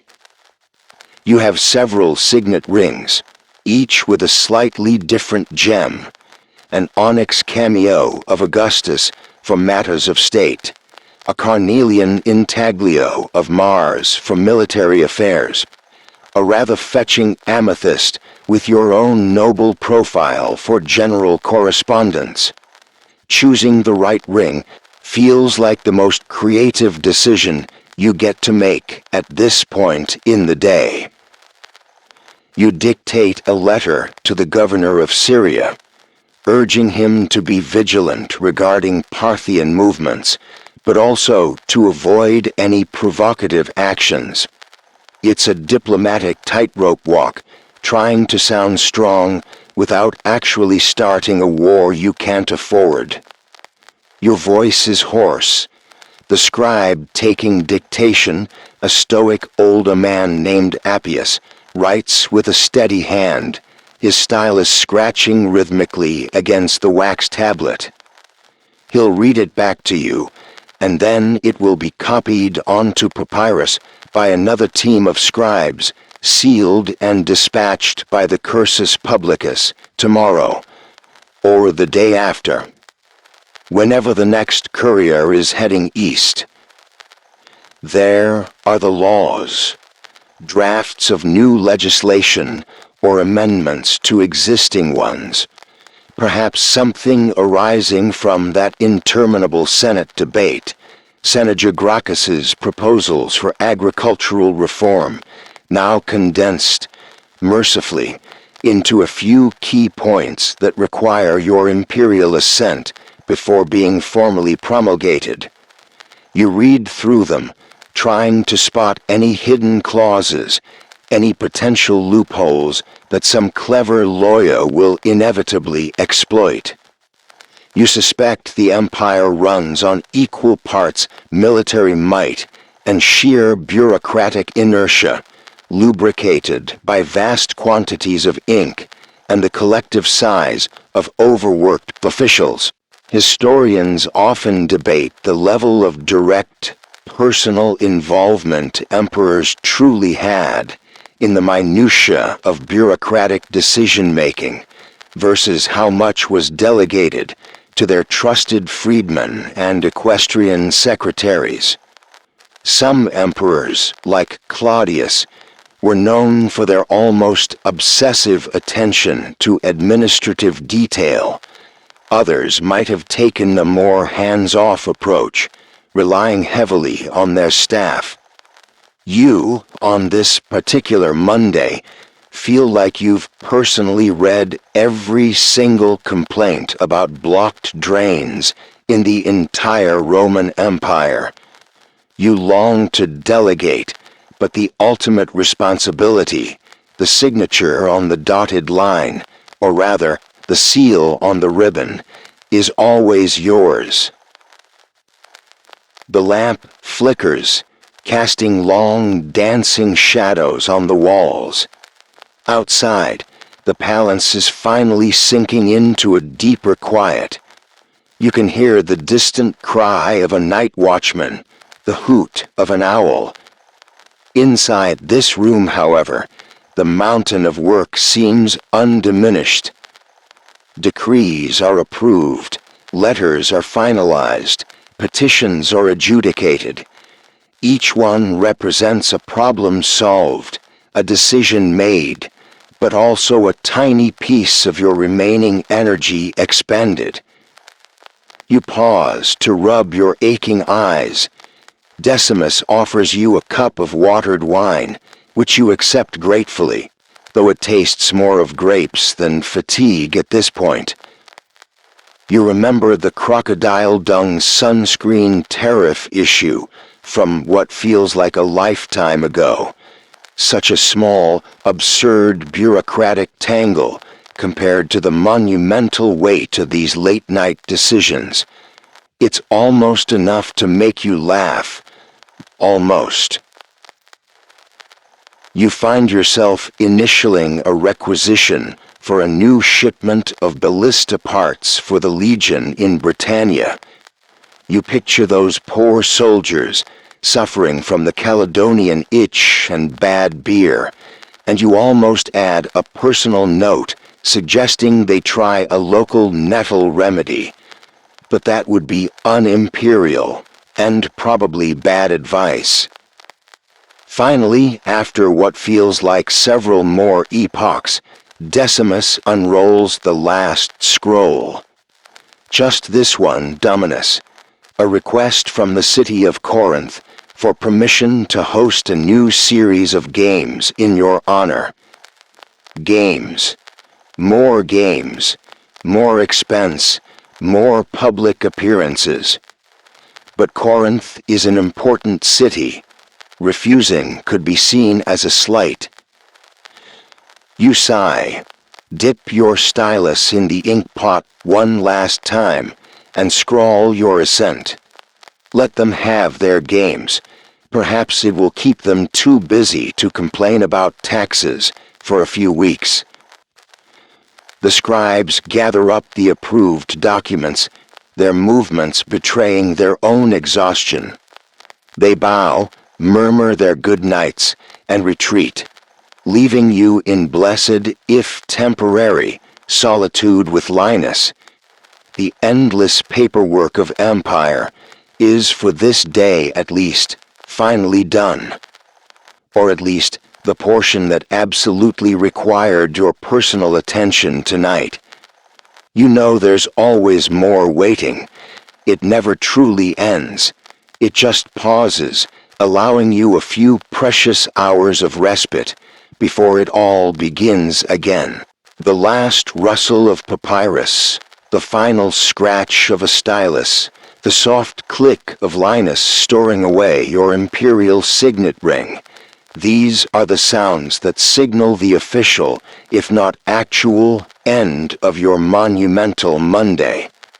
The scribes, bless their weary souls and ink-stained fingers, have departed, leaving behind them a room that still hums with the phantom energy of decisions made and duties discharged. You are left in the hovering, solicitous presence of Linus, who, despite the inhuman length of the day, still looks as impeccably composed as he did at dawn. You suspect he might be a highly advanced automaton, powered by duty and an unshakable belief in the importance of properly folded togas. He helps you divest yourself of the last vestiges of your public attire, his movements economical and infinitely patient. The simple linen nightshirt he offers feels like the softest cloud, a blessed relief against skin that has been abraded by heavy wool, constricted by formal drapery, and generally abused by the sheer act of being emperor for 16 relentless hours. He offers a cup of cool water, perhaps laced with a mild herbal infusion, known for its calming properties. A recipe passed down through generations of imperial chamberlains who understood the unique stresses of this particular job. You sip it slowly. It does little to soothe the maelstrom in your mind, but the gesture is comforting. Your bedchamber awaits.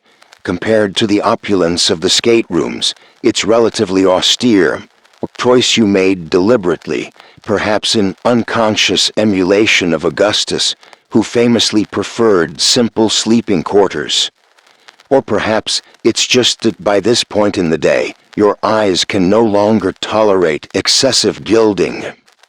A sturdy bed, a few chests for clothes, a single lamp burning low, casting long, familiar shadows on the frescoed walls.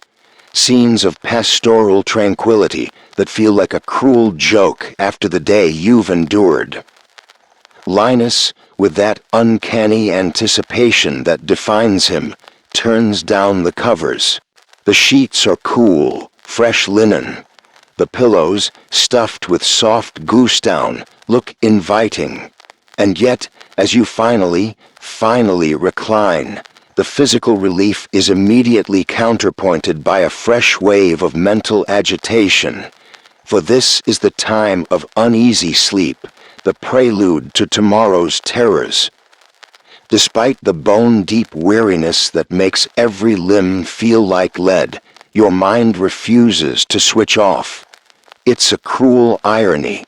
The more exhausted you are, the more ferociously your thoughts seem to race. Images from the day flicker behind your eyelids like a badly managed magic lantern show. The sea of petitioners' faces, all demanding, pleading, accusing. The glint of sun on Senator Valerius's smugly critical expression. The roar of the Colosseum crowd, their thumbs turning up or down, deciding fates with casual brutality.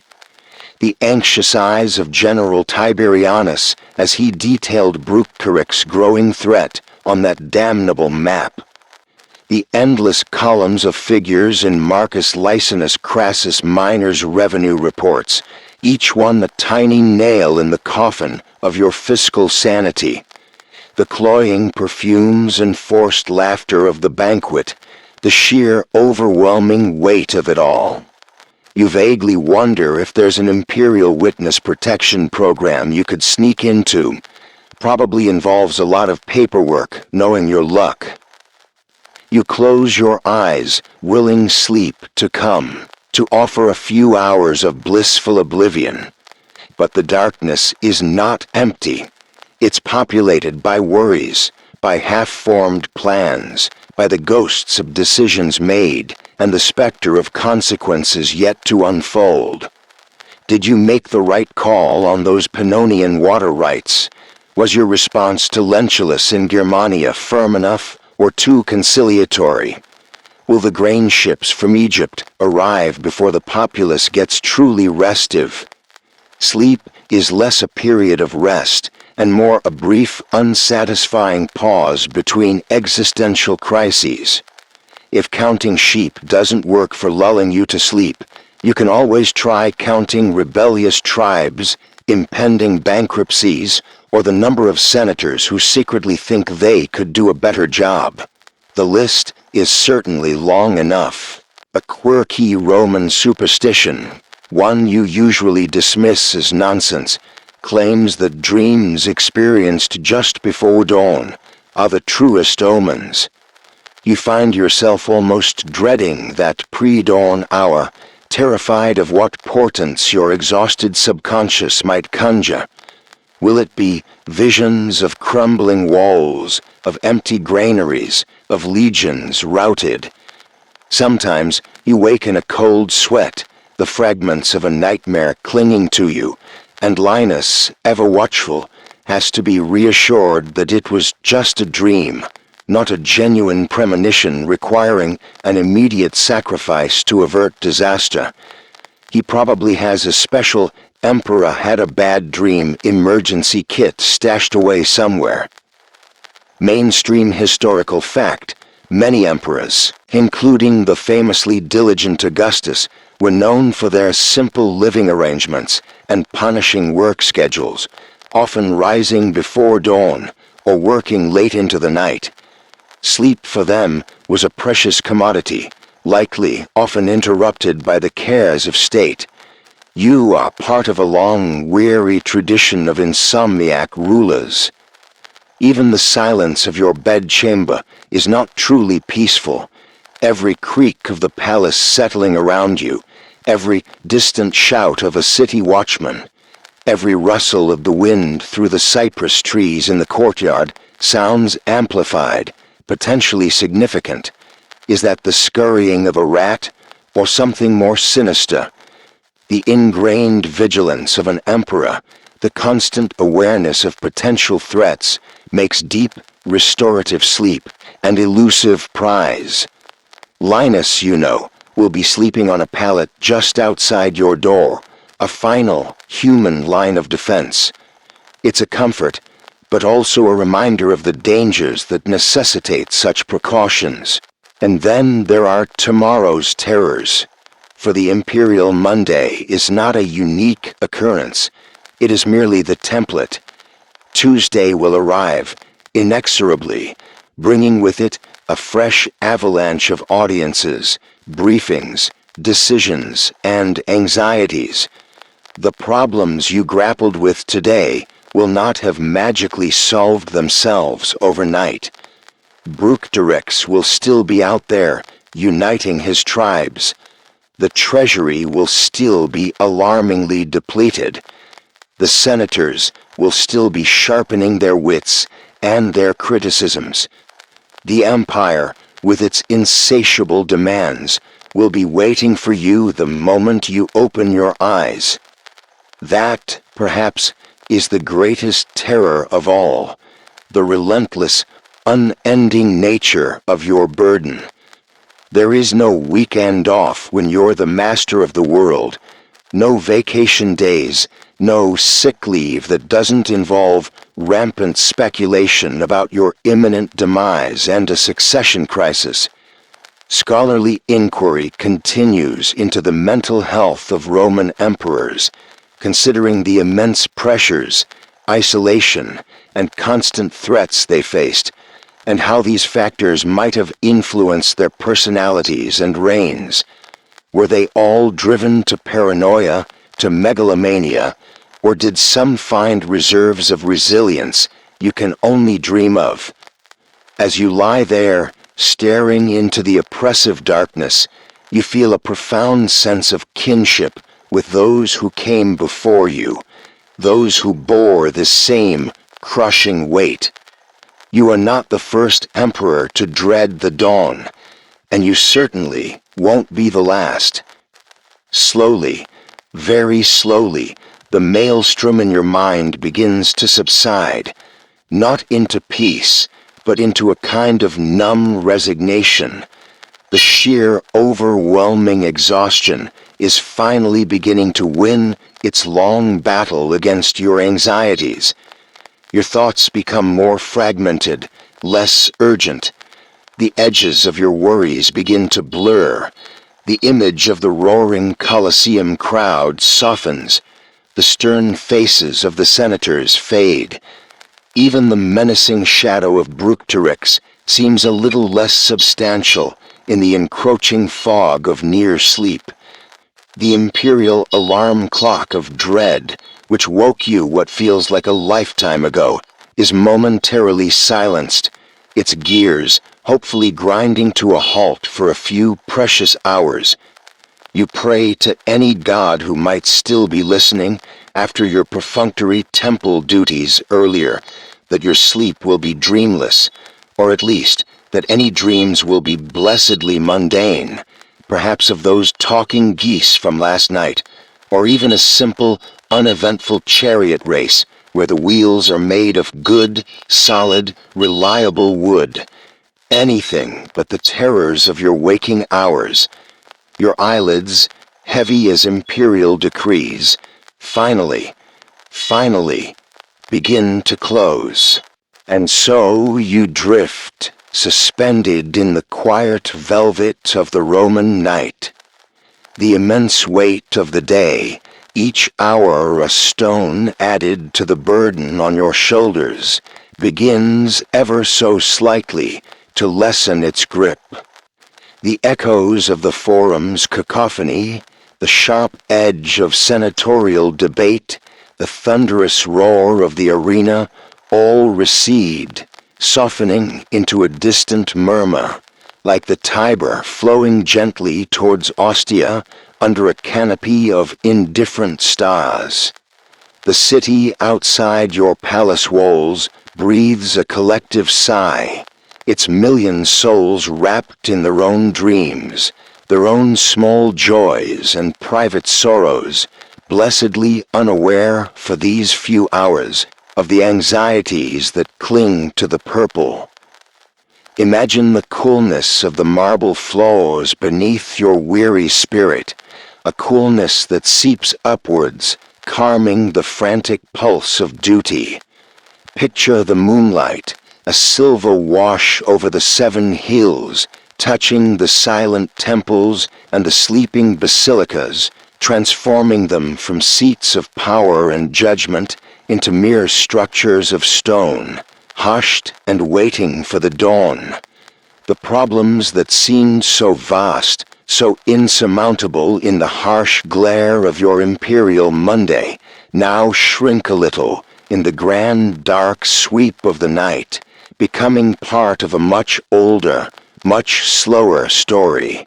A story written not in decrees and dispatches, but in the turning of seasons and the slow erosion of mountains. Let the concerns about borders and budgets, about loyalty and rebellion, dissolve like mist in the first light of a still distant morning. For this brief interlude, there are no petitioners at your gate, no urgent scrolls demanding your seal, no armies to dispatch, no gods to appease. There is only the profound stillness of the night, the gentle rhythm of your own breath, slowing, deepening, easing into the ancient cadence of sleep. The sharp edges of memory soften, the urgent voices fade, replaced by a quiet so profound it seems to hold the wisdom of centuries. You are not the emperor now, not the Pontifex Maximus, not the commander-in-chief. You are simply a soul seeking respite, a traveler pausing on a long and arduous journey. And as you drift further from the shore of wakefulness, feel the currents of slumber gently tugging you towards a place of quiet restoration, a place where even the master of the world can lay down his scepter and his worries, if only for a little while. The terrors of tomorrow may indeed await, but they are for tomorrow. Tonight, there is only this soft descent, this gentle unraveling of the day's tight knot. The soft hum of the universe continues, indifferent to empires and emperors, a lullaby for all weary things. Let it carry you now, deeper and deeper into the peace you so richly deserve after such a long and trying day. Let the shadows in your chamber become comforting companions, guarding your rest.